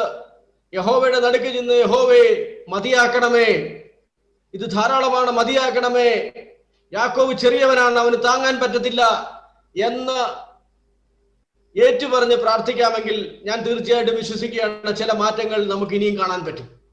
तो ऐसे समय में जब लगता है कि सब हाथ से छूट गया, तो जाने दो, ऐसा नहीं। अगर हम बिचवाई करते हैं, अगर हम प्रार्थना करते हैं, परमेश्वर बस कर, थम जा, अब सह नहीं कर सकते, याकूब छोटा है, वो स्थिर नहीं हो पाएगा, हम अगर क्षमा मांगते हैं, इस तरह से अगर बिचवाई करते हैं, तो मैं निश्चित तौर पर विश्वास करता हूँ परमेश्वर हमको उत्तर देगा और अवस्थाओं में, परिस्थितियों में बदलावट को देखने मिलेगा। അത് നമ്മൾ വളരെ വ്യക്തമായിട്ട് യാക്കോബിന്റെ ജീവിതത്തിൽ അപ്പോസ്തല പ്രവൃത്തിയുടെ പുസ്തകത്തിൽ നമ്മൾ കാണുന്നുണ്ട്. और प्रेरितों के काम में हम इसको देखते हैं। അപ്പോസ്തല പ്രവൃത്തി 12-ാം അധ്യായത്തിൽ യാക്കോബിനെ അവര് വാളാൽ കൊന്നു. प्रेरितों के काम 12 में हम देखते हैं याकूब को तलवार से मार दिया। അടുത്തത് പത്രോസിനെയാണ്. अब अगला पतरस की बारी है। യഹൂദന്മാർക്ക് ഇഷ്ടമാണെന്ന് കഴിഞ്ഞപ്പോൾ അവർ പത്രോസിനെ പിടിച്ചു. और यहूदी लोगों को ये आनंदित होता है, जब ऐसा लगा तो उन्होंने पतरस को भी पकड़ लिया। 12 का 3 आयत। പെസഹ ആയതുകൊണ്ട് അവർ തൽക്കാലം ഒന്ന് നിർത്തി. और फसह का दिन था, इसलिए तत्कालीन के लिए उन्होंने रोक दिया। പെസഹായ്ക്ക് ശേഷം പത്രോസിനെ വാളാൽ കൊല്ലണം. और फसह के पर्व के बाद पतरस को भी तलवार से मार दिया जाएगा। ഞാൻ പറയുന്ന കാര്യം നിങ്ങൾക്ക് മനസ്സിലാകുന്നുണ്ടോ പ്രിയപ്പെട്ടവരെ? ദൈവദാസന്മാരെ, ദൈവമക്കളെ ഓരോരുത്തരെയായിട്ട് പിടിക്കുകയാണ്. मैं जो कह रहा हूं आप लोग को समझ रहे ना, परमेश्वर के लोगों, परमेश्वर के दासों को एक एक करके पकड़ रहा है। യാക്കോബിനെ വാളുകൊണ്ട് തട്ടി, याकूब को तलवार से मार दिया। ദൈവമക്കളെ, വിശുദ്ധന്മാരെ പിടിക്കുന്നതിനെക്കാട്ടും വളരെ ശക്തിയേറിയ എഫക്റ്റാണ് മുമ്പിൽ നിന്ന് നയിക്കുന്നവരെ പിടിച്ചാൽ. विश्वासी लोगों को पकड़ने से भी बहुत ज्यादा प्रभाव होता है जो आगे से अगुवाई करने वाले अगुवाओं को अगर पकड़ ले। യാക്കോബിനെ തട്ടിക്കളഞ്ഞു, അടുത്തത് പത്രോസിനെ പിടിച്ചു. याकूब को मार डाला, अब पतरस को पकड़ लिया।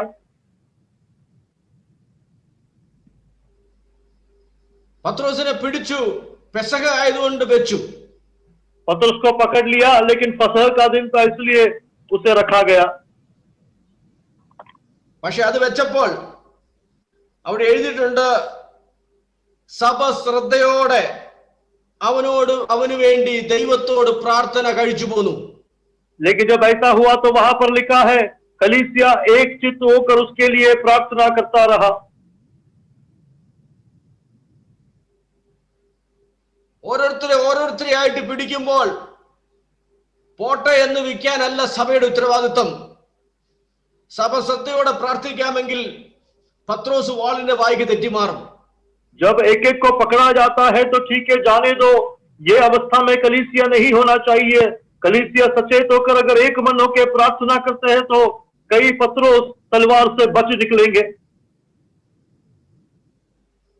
പീഡനം കൊണ്ടായിക്കോട്ടെ, കൊറോണ കൊണ്ടായിക്കോട്ടെ, എന്തുകൊണ്ടും ആയിക്കൊള്ളട്ടെ, वो फिर चाहे उपद्रव की वजह से, सताने की वजह से या फिर कोरोना से क्यों ना हो,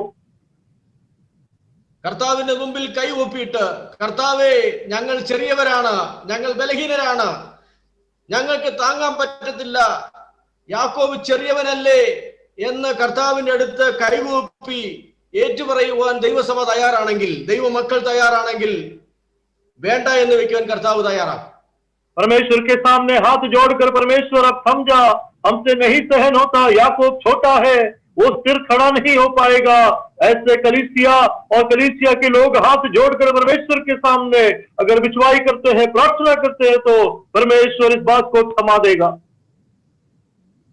ഇപ്പൊ കർത്താവിന്റെ പദ്ധതി മാറുവോ? क्या परमेश्वर की योजना बदलेगा? കർത്താവിന്റെ പദ്ധതി ഇത്രയുമായിരിക്കും, ദൈവമക്കൾ കൈകൂപ്പണമെന്നായിരിക്കും കർത്താവിന്റെ പദ്ധതി. परमेश्वर की योजना, उद्देश्य इतना ही होगा कि मसीह लोग परमेश्वर के सामने हाथ जोड़े. അതുകൊണ്ടാണല്ലോ പറഞ്ഞേക്കുന്നത്, എന്റെ നാമം വിളിക്കപ്പെട്ട ജനം താഴ്ത്തി തങ്ങളുടെ പാപങ്ങളെ വിട്ട് തിരിയാമെങ്കിൽ ഞാൻ ക്ഷമിക്കാം, ഞാൻ മാറ്റാം, ദേശത്തിന് സൗഖ്യം വരുത്താമെന്ന്.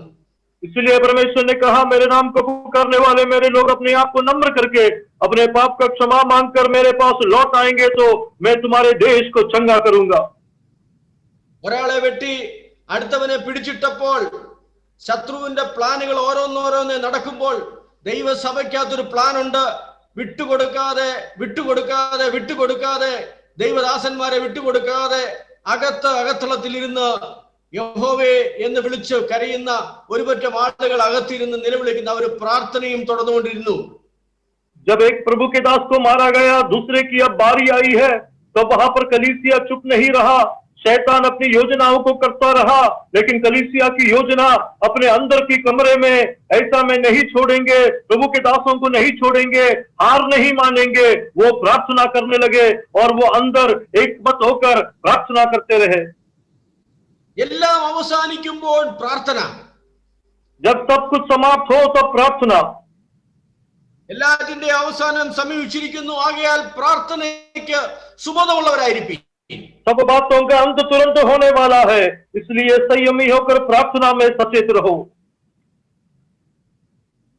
മുമ്പോട്ടുള്ള സമയത്ത് ഞാൻ പെട്ടെന്ന് 3-4 കാര്യം പറഞ്ഞ് അവസാനിപ്പിക്കാം. आगे की समय में 2-3 बातों को जल्दी बताकर समाप्त करूंगा. എല്ലാം അവസാനിക്കുമ്പോൾ ചില ഒരുക്കങ്ങളാണ് കർത്താവ് നമ്മളോട് പറയുന്നത്. ചിലതിനു വേണ്ടി നമ്മൾ ഒരുങ്ങണം. जब सब कुछ समाप्त होने वाला है तो कुछ तैयारियों के बारे में परमेश्वर हमसे कहता है, हमको तैयार होना है. ഈ ദിവസങ്ങളിൽ ചില ഒരുക്കങ്ങൾ നമുക്കുണ്ടാകണം. इन दिनों में कुछ तैयारियां हमको करनी है. ഒരുക്കം ഉണ്ടാകേണ്ടത് ഒന്ന് നമ്മുടെ മനസ്സിലാണ്. और तैयारी सबसे पहले हमारे मन में होना है. നാം സുബോധമുള്ളവരും നിർമ്മതരുമായിരിക്കണം പ്രാർത്ഥനയ്ക്ക്. हम प्रार्थना के लिए संयमी और सचेत होना है. ഫസ്റ്റ് നമ്മുടെ ഒരുക്കം നടക്കേണ്ടത് നമ്മുടെ അകത്താണ്, നമ്മുടെ മനസ്സിലാണ്. पहली तैयारी हमारे विवेक में, हमारे भीतर, हमारे मन में होना है. അത് സുബോധവും നിർമ്മതരുമായിരിക്കുക. और हमें सचेत रहना है और उसमें विवेक होना है. എല്ലാം ഇളകിക്കൊണ്ടിരിക്കുമ്പോഴും ഒരു കാര്യം മനസ്സിലാക്കണം, ബോധത്തോടുകൂടി ഒരു കാര്യം മനസ്സിലാക്കണം, സുബോധത്തോടുകൂടി കാര്യം മനസ്സിലാക്കണം, കർത്താവ് തന്നെയാണ് സിംഹാസനത്തിൽ ഇരിക്കുന്നത്. ആ സുബോധം നമുക്ക് നഷ്ടപ്പെട്ടു പോകരുത്. जब सब कुछ हिलता है, तब सब डुल जाता है, उस समय में एक बात को हमेशा अपने विवेक में रखना, परमेश्वर यीशु मसीह ही तब भी सिंहासन पर विराजमान है. ആ ഒരു സുബോധം നമുക്ക് നഷ്ടപ്പെടരുത്. वो विवेक हमारा नष्ट नहीं होना.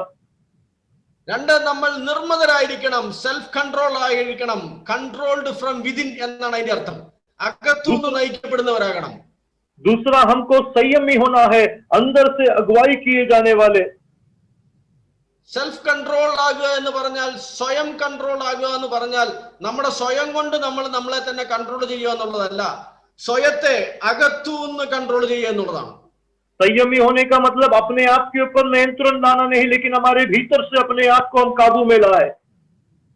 ദൈവ പൈതലിന്റെ അകത്ത് ദൈവം വെച്ചേക്കുന്ന വാല്യൂസും ദൈവം വെച്ചേക്കുന്ന പ്രിൻസിപ്പിൾസും ദൈവവചനത്തിന്റെ അടിസ്ഥാനത്തിൽ നിന്നുകൊണ്ട് അവനെ കൺട്രോൾ ചെയ്യാൻ പറ്റുന്നതാണ് സ്വയം കൺട്രോൾ എന്ന് പറയുന്നത്. നിർമ്മതരായിരിക്കുക എന്ന പദം. परमेश्वर के एक बच्चे के अंदर परमेश्वर ने रखा हुआ मूल्य, परमेश्वर ने रखा हुआ सिद्धांत, परमेश्वर के वचन के अनुसार जो बुनियादी बातें हैं, जो आदर की बातें हैं, वो जो अपने को नियंत्रण करता है, काबू में रखता है, इसे हम संयम कहते हैं. എല്ലാം തീരുന്നു എന്ന് തോന്നുമ്പോൾ എനിക്ക് വേണ്ടി ഒരു ഒരുക്കം, എനിക്ക് നല്ല സുബോധവും നിർമ്മതയോടും കൂടെ ഞാൻ പ്രാർത്ഥിക്കണം. और जब सब कुछ खत्म होता है, ऐसा मुझे लगे, तो मुझे संयमी बनना है और मुझे प्रार्थना करना है, मन से तैयारी लेना है. രണ്ടാമത്തെ എന്റെ ഒരുക്കം എന്റെ കൂട്ടുവിശ്വാസികളുടെ ബന്ധത്തിലാണ്. ഒന്ന് എന്റെ ഇൻട്രാ പേഴ്സണൽ ആണെങ്കിൽ, രണ്ടേത് എന്റെ ഇന്റർ പേഴ്സണൽ റിലേഷൻഷിപ്പിലാണ്. तो दूसरा जो है मेरे संगी जो भाई है, मेरे विश्वासी गण है, उनके साथ जो मेरा रिश्ता, एक जो मेरा निजी है और दूसरा जो आपसी है. ഒന്ന് എന്റെ അകത്ത് നടക്കേണ്ട ഒരുക്കമാണ്, രണ്ട് എന്റെ പുറത്ത് എന്റെ ബന്ധങ്ങളിൽ നടക്കേണ്ട ഒരുക്കമാണ്. एक मेरे अंदर जो तैयारी होता है और दूसरा बाहर जो मेरे रिश्ता है उसमें होने वाली तैयारी. ഒന്ന് അകത്തൊരുക്കം നടക്കേണ്ടത് കർത്താവ് സകലത്തെ നിയന്ത്രിക്കുന്നു എന്നുള്ള വ്യക്തമായ ബോധ്യത്തിൽ ഞാൻ അകത്തുനിന്ന് നയിക്കപ്പെടുക.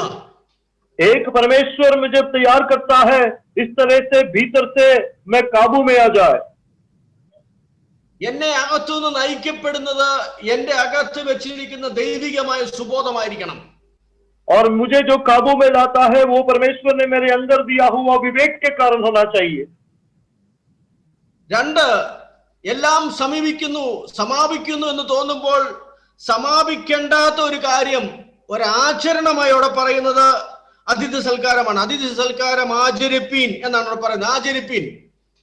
और दूसरा, जब सब कुछ समाप्त, तब भी जो बात वहां पर पूरा होना है, 9वें आयत में लिखा है, पावनाई करना हमको नहीं छोड़ना है.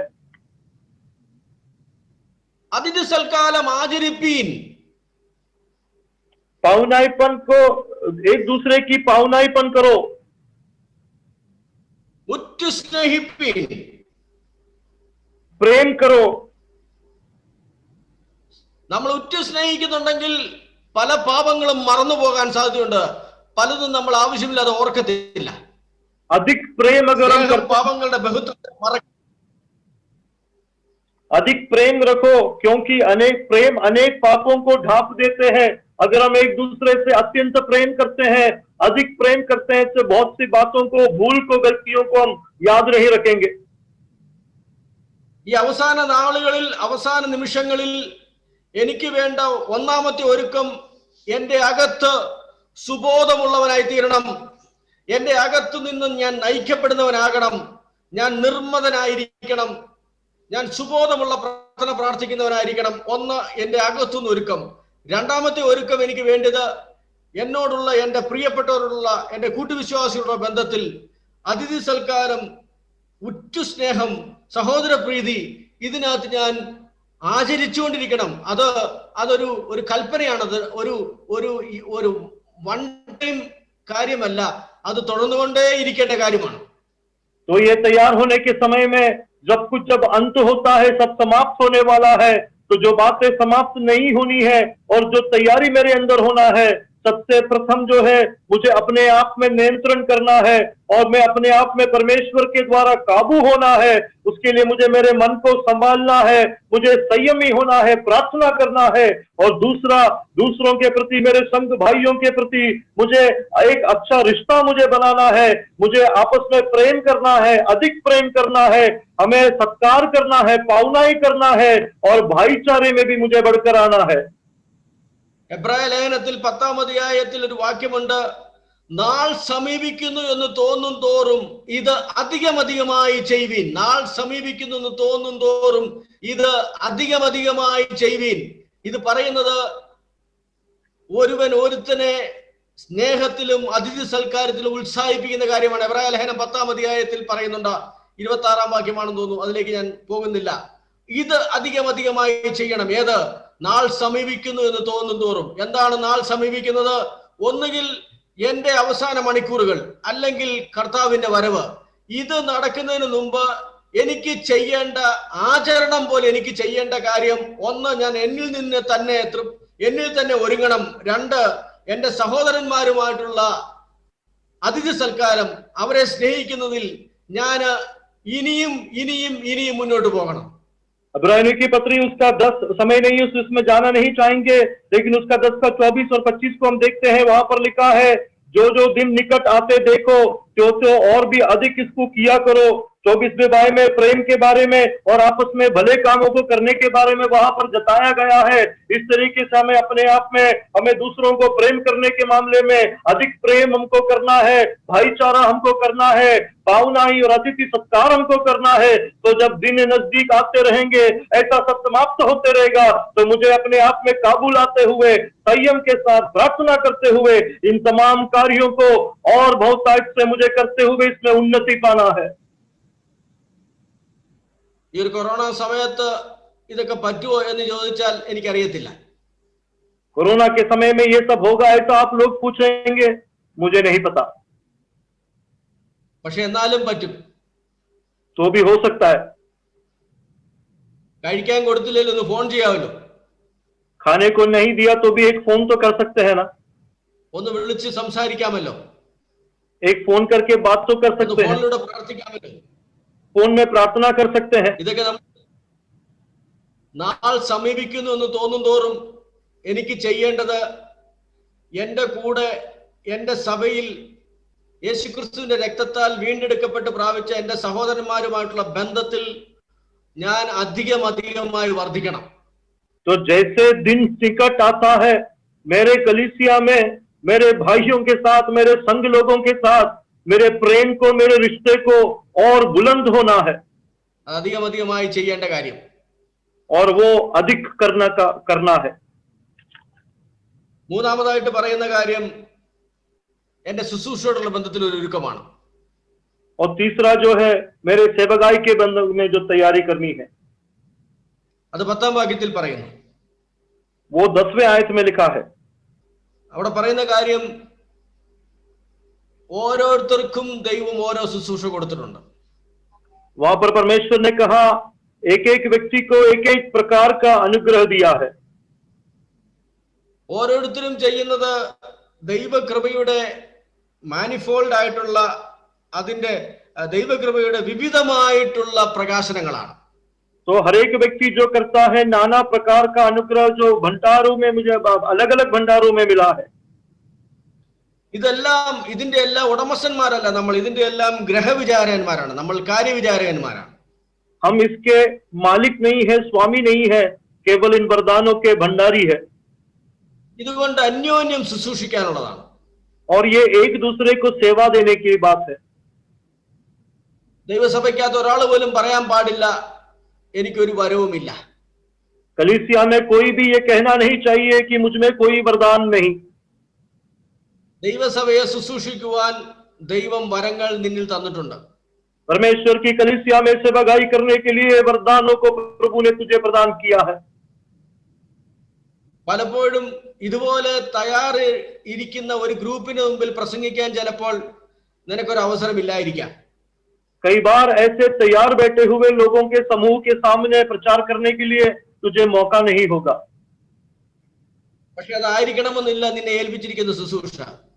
लेकिन हो सकता है वो तेरी सेवा नहीं है। നിന്നെ ഏൽപ്പിച്ചിരിക്കുന്ന ശുശ്രൂഷകളുണ്ട്. तुझे दिया गया सेवकाई है। അത് ഓരോന്നും കർത്താവ്, ഓരോ വരത്തിന്റെയും സോഴ്സ്, ഓരോ ശുശ്രൂഷയുടെയും സോഴ്സ് ദൈവമാണ്. हर वरदान का स्रोत यीशु मसीह है, परमेश्वर है। അതെല്ലാം ദൈവകൃപയുടെ പ്രകടനങ്ങളാണ്. वो सब परमेश्वर के अनुग्रह का प्रकटीकरण है. അതെല്ലാം കൊണ്ടും അന്യോന്യം ശുശ്രൂഷിക്കാനുള്ളതാണ്. और ये तमाम बातों से आपस में सेवकाई करने की बात है. 10 പേരുണ്ടെങ്കിൽ ഒരാൾ ബാക്കി 9 പേരെയും ശുശ്രൂഷിക്കുകയല്ല. 10 പേരും ദൈവം അവരെ ഏൽപ്പിച്ചിരിക്കുന്ന ഉത്തരവാദിത്തങ്ങൾ എന്നെ ദൈവം ഏൽപ്പിച്ചിരിക്കുന്നു എന്ന തിരിച്ചറിവിൽ ദൈവസഭയ്ക്ക് വേണ്ടി ഉപയോഗിക്കുമ്പോൾ അത് ദൈവസഭ ഒരു ആത്മീയ ഗ്രഹമായി പണിയപ്പെടും. तो 10 लोग अगर है तो एक व्यक्ति 10 लोगों की सेवा करे, ऐसा नहीं. वो 10 लोगों को जो भिन्न वरदान दिया है वो सब साथ में जब कार्य करेंगे तब परमेश्वर का एक आत्मिक ग्रह का निर्माण होता है. അങ്ങനെ വരുമ്പോൾ യേശു ക്രിസ്തു സകലത്തിലും വല്ലഭനായിട്ട് മഹത്വം ഏറ്റെടുക്കും. जब ऐसा है तो यीशु मसीह तमाम बातों में महिमा लेगा. എല്ലാം അവസാനിക്കാൻ പോകുന്ന ഈ സമയത്ത്, सब कुछ समाप्त होने वाले इस समय में, എല്ലാം ഒരു പുതിയ കാര്യത്തിലേക്ക് കയറാൻ പോവുകയാണ്. सब कुछ एक नए सिरे में, नए दौर में प्रवेश करने वाला है. എങ്ങനെയാണ് കാര്യങ്ങൾ നീങ്ങാൻ പോകുന്നതെന്ന് 12 മുതലുള്ള വാക്യങ്ങളുണ്ട്, അങ്ങോട്ട് നമ്മൾ പോകുന്നില്ല. और कैसे ये आगे बढ़ेगा वो 12 के लेके आए, 12 के वचन में आगे लिखा है. ഈ ദിവസങ്ങളിൽ ഒന്നിൽ ന്യായവിധിയുടെ തുടക്കമാകുകയാണ്. इन दिनों में हो सकता है ये न्याय का आरंभ है. ന്യായവിധി ആരംഭിക്കാൻ പോകുന്നത് ദൈവസഭയിലാണ്. और न्याय का आरंभ जो है वो कलीसिया से शुरू होता है. ശിക്ഷാവിധിയല്ല, ന്യായവിധി ആരംഭിക്കാൻ പോവുകയാണ്. दंड की बात नहीं, न्याय शुरू होने वाला है. അത് ചില ഒരുക്കങ്ങളും തയ്യാറെടുപ്പുകളും നടക്കുകയാണ്. और कुछ तैयारी उसके लिए हमको करना है. കഴിഞ്ഞ ദിവസം എന്റെ ഒരു സ്നേഹിതൻ എന്നോട് പറഞ്ഞു, സാറേ ദൈവം ഏതോ ശുദ്ധീകരണം നടത്തുവാണെന്ന് തോന്നുന്നു, ഒത്തിരി പേരെ അങ്ങ് കൊണ്ടുപോകുന്നു. അപ്പോൾ ഞാൻ ചോദിച്ചു, ശുദ്ധീകരിച്ച് അപ്പുറത്തോട്ട് കൊടുക്കുകയാണോ, അപ്പുറത്തോട്ട് കൊണ്ടുപോവുകയാണോ, അതോ ശുദ്ധീകരിച്ചിട്ട് വേസ്റ്റ് അല്ല ഇവിടെ ഭൂമി തള്ളുകയാണ്? അങ്ങനെയാണെങ്കിൽ നമ്മുടെ കാര്യം പോക്കാണല്ലോ എന്ന് ഞാൻ പറയുകയുണ്ടായി. तो एक भाई ने, एक मित्र ने पिछले दिनों में मुझे कहा कि सर इस दिनों में परमेश्वर शुद्धिकरण कर रहा है. तो मैंने उसको पूछा, शुद्धिकरण करके उस पार ले जा रहा है या शुद्धिकरण करके जो वेस्ट है, जो व्यर्थ है, उसको यहाँ छोड़ दिया गया है? ऐसा हो तो हमारा काम क्या होगा? പറഞ്ഞത് എന്തോ ചിലത് നടക്കാൻ പോവുകയാണ്. तो उन्होंने कहा कि कुछ तो होने वाला है. പ്രിയപ്പെട്ടവരെ, മറന്നു പോകരുത്, ഒരു വലിയ ന്യായവിധിയുടെ വക്കിൽ ദൈവസഭ എത്തിയിരിക്കുകയാണ്. प्रिय लोगों, भूलना नहीं है, एक बड़े न्याय के सामने कलीसिया पहुंच चुका है. ഈ ദിവസങ്ങളിൽ കർത്താവ് ചില പ്രിപ്പറേഷനിലൂടെ നമ്മളെ നടത്തുകയാണ്. इन दिनों में परमेश्वर एक तैयारी के द्वारा हमें ले चल रहा है. എഴുതിയിരിക്കുന്ന ചുവരെഴുത്തുകളെ വായിച്ചു നോക്കേണ്ട സമയമായിട്ടുണ്ട്. लिखा वो दीवार पर लिखी गई उस लिखापढ़ी को समझने का समय है. ഒരു വലിയ ലോകമഹായുദ്ധത്തെ നാം നേരിട്ടുകൊണ്ടിരിക്കുകയാണ്. एक बहुत बड़ा महायुद्ध को हम देख रहे हैं. ആരോ ഒരാൾ പറഞ്ഞല്ലോ, this is A third world war എന്നാണ് പറഞ്ഞത്. 3ാം ലോകമഹായുദ്ധമാണ് നടക്കുന്നത്. किसी ने कहा ये तीसरा विश्व युद्ध है. ആദ്യത്തെ 2 ലോകമഹായുദ്ധങ്ങളിലും കുറച്ച് ഗ്രൂപ്പ് മാത്രമേ ഉള്ള അഫക്റ്റഡ് ആയിട്ടുള്ളൂ. പക്ഷെ ഇതിനകത്ത് ഒരു വശത്ത് മുഴുവൻ മനുഷ്യജാതിയും ഒരു വശത്തും മറുവശത്ത് ഒരു ചെറിയ വൈറസുമാണ്. पहले दोनों विश्व युद्धों में कुछ लोग प्रभावित हुए थे, लेकिन इस विश्व युद्ध में एक और में पूरा इंसानियत, पूरा मनुष्य वर्ग है और दूसरे जगह पर एक छोटा सा वायरस. പക്ഷെ ഇതിന്റെ മധ്യത്തിൽ എന്തുകൊണ്ടാണ് ഇത് സംഭവിച്ചത് എന്ന് അന്വേഷിച്ച് വുഹാൻ ലാബിലോട്ട് നമ്മൾ പോകേണ്ട കാര്യമില്ല. നമ്മൾ പോകേണ്ടത് ഇത് കർത്താവ് ഏതോ പർപ്പസിന് വേണ്ടി നമ്മെ ഒരുക്കിക്കൊണ്ടിരിക്കുന്നു എന്ന ചിന്തയാണ് നമുക്ക് വേണ്ടത്. लेकिन ये किस कारण हुआ, इसकी खोज में वुहान में हमको जाना नहीं है. परमेश्वर ने कौन से उद्देश्य इसके पीछे रखा है, ये हमें जानना है. അത് വേണ്ടിയവർ അങ്ങോട്ട് പോകട്ടെ. പക്ഷെ ദൈവസഭയ്ക്ക് പോകേണ്ടത് ഇതിന്റെ മുമ്പിലുള്ള കർത്താവിന്റെ ലക്ഷ്യമാണ്. जिसको वहां जाना है वो जाने दो, लेकिन हमें परमेश्वर ने जो योजना रखा है उसके आगे हमको जाना है. എല്ലാം സമാപിക്കുമ്പോൾ പ്രാർത്ഥിക്കണം. जब सब कुछ समाप्त होने वाला है, संयमी होकर प्रार्थना करें. എല്ലാം സമാപിച്ചുകൊണ്ടിരിക്കുമ്പോഴും 3 പ്രകാരത്തിലുള്ള ഒരുക്കങ്ങൾ നടന്നുകൊണ്ടിരിക്കണം. जब सब कुछ समाप्त हो तब भी 3 प्रकार की तैयारी हमको करनी है. അകത്തുനിന്ന് ഒരു ഒരുക്കം, കൂട്ടുവിശ്വാസികളുമായിട്ടുള്ള ഒരുക്കം, എന്നെ ഏൽപ്പിച്ചിരിക്കുന്ന ശുശ്രൂഷയിൽ ഒരു ഒരുക്കം, ഒരു പുതുക്കം അതിനകത്ത് ഉണ്ടായിക്കൊണ്ടിരിക്കണം. अंदर से मुझे तैयार होना है, आपसी दूसरों के साथ जो रिश्ता है उसमें मुझे तैयारी होना है और मेरी सेवकाई में मुझे तैयारी करना है। പ്രസംഗിക്കുന്നുവെങ്കിൽ ഞാൻ അരുളപ്പാട് പ്രസംഗിക്കുന്നു എന്ന ബോധ്യത്തോടുകൂടെ തന്നെ പ്രസംഗിക്കണം. अगर प्रचार करता हूं तो परमेश्वर के संदेश का मैं प्रचार करता हूं, उस विवेक के साथ हमको प्रचार करना है। പ്രാർത്ഥിക്കുന്നുവെങ്കിൽ അതിന്റെ തികഞ്ഞ ഉത്തരവാദിത്തത്തിൽ പ്രാർത്ഥിക്കണം. प्रार्थना करते हैं तो पूर्ण उत्तरदायित्व और जिम्मेदारी से प्रार्थना करना।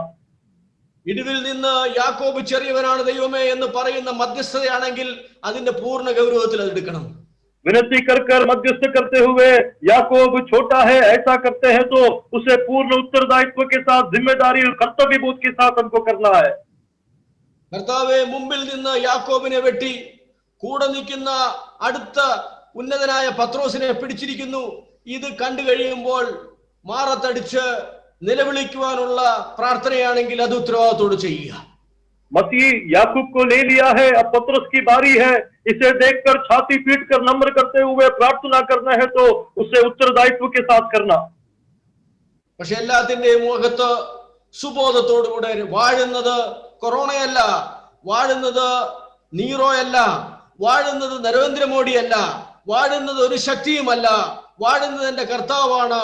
എന്റെ കർത്താവ് സകലത്തെയും അവന്റെ ഉദ്ദേശത്തിലേക്ക് നയിച്ചുകൊണ്ടിരിക്കുന്നു. ഞാൻ അവരോടൊപ്പം യാത്ര ചെയ്യുന്നു എന്ന തികഞ്ഞ സുബോധത്തോടുകൂടെ പ്രാർത്ഥിക്കുക. लेकिन सब कुछ जब भी समाप्त हो तो एक बात का विवेक और समझ रखना कि कोरोना वायरस उसके ऊपर प्रभुता नहीं करता, नीरो चक्रवर्ती इसके ऊपर प्रभुता नहीं करता, नरेंद्र मोदी इसके ऊपर राज्य नहीं करता, या अन्य कोई भी शक्ति इसके ऊपर प्रभुता नहीं करता।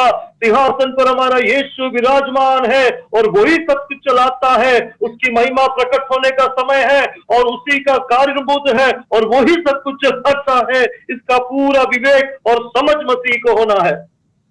ഈ ദിവസങ്ങളിൽ അന്ധകാരത്തിലൂടെയാണ് കർത്താവിനോട് സംസാരിക്കുന്നെങ്കിൽ എന്റെ കർത്താവേ, ഞാൻ എന്റെ കാതുകളെ കൂർപ്പിക്കുകയാണ്, നീ എന്നോട് സംസാരിക്കണമേ. इन दिनों में अंधकार की अवस्था में परमेश्वर अगर मुझसे बात करना चाहता है तो है मसीह, मैं अपने कान तेरे और लगाता हूं, मुझसे बात कर। നീ നിന്റെ ക്രിസ്തീയ ജീവിതത്തിന്റെ ശുശ്രൂഷ തുടങ്ങിയപ്പോൾ, നിന്റെ ഓട്ടം ആരംഭിച്ചപ്പോൾ, കർത്താവുമായിട്ടുള്ള നിന്റെ എൻകൗണ്ടർ തുടങ്ങിയപ്പോൾ വെളിച്ചത്തിലായിരുന്നു. പക്ഷേ മുമ്പോട്ട് കയറുന്തോറും മേഘവും ഇരുട്ടും കൂരിരുട്ടുമാണെങ്കിൽ നിന്നോട് ദൈവം സംസാരിച്ചുകൊണ്ടിരിക്കുന്നു എന്നുള്ള കാര്യം മറന്നു പോകരുത്. हो सकता है तू जब ने इसमें प्रवेश किया अपने आत्मिक विश्वास के आरंभ के समय में ज्योति में प्रकाश में था, अब आगे बढ़ते समय वहां पर अंधकार होगा, घोर अंधकार होगा और उसका मोटापन ज्यादा होगा, ये नहीं भूलना। കാര്യങ്ങൾ കൈവിട്ടു പോയപ്പോൾ അപ്പോസ്തല പ്രവൃത്തിയുടെ സഭയുടെ ഇമ്മീഡിയറ്റ് ആയിട്ടുള്ള യുനാനിമസ് ആയിട്ടുള്ള നാച്ചുറൽ ആയിട്ടുള്ള റെസ്പോൺസ് എന്ന് പറഞ്ഞ പ്രയർ ആയിരുന്നു എങ്കിൽ നമ്മുടെ മുമ്പിലുള്ള ഇമ്മീഡിയറ്റ് ആയിട്ടുള്ള നാച്ചുറൽ ആയിട്ടുള്ള യുനാനിമസ് ആയിട്ടുള്ള ഒരൊറ്റ ഡിസിഷൻ പ്രാർത്ഥനയിൽ മുന്നോട്ട് പോകുക എന്ന് മാത്രമാണ്. प्रेरितों के काम में जब कलीसिया ने वहां पर समस्या का सामना किया तो उनका एक मत होकर तुरंत जो बात किया, स्वाभाविक तौर से जो उनकी प्रतिक्रिया अगर प्रार्थना था, तो हमारे इस अवस्था में भी तुरंत जो करना है, स्वाभाविक तौर से जो करना है, एक मत होकर जो करना है, वो प्रार्थना है। സയൻസിന്റെ മുമ്പിൽ ഉത്തരമില്ല, മതങ്ങളുടെ മുമ്പിൽ ഉത്തരമില്ല, പഠിച്ചെഴുതിയ പുസ്തകങ്ങളുടെ മുമ്പിൽ ഉത്തരമില്ല. ഇനി ഉത്തരം കിട്ടുന്ന ഒരിടത്തുനിന്ന് മാത്രമേ ഉള്ളൂ. കാതു കൂർപ്പിച്ചുകൊള്ളുക.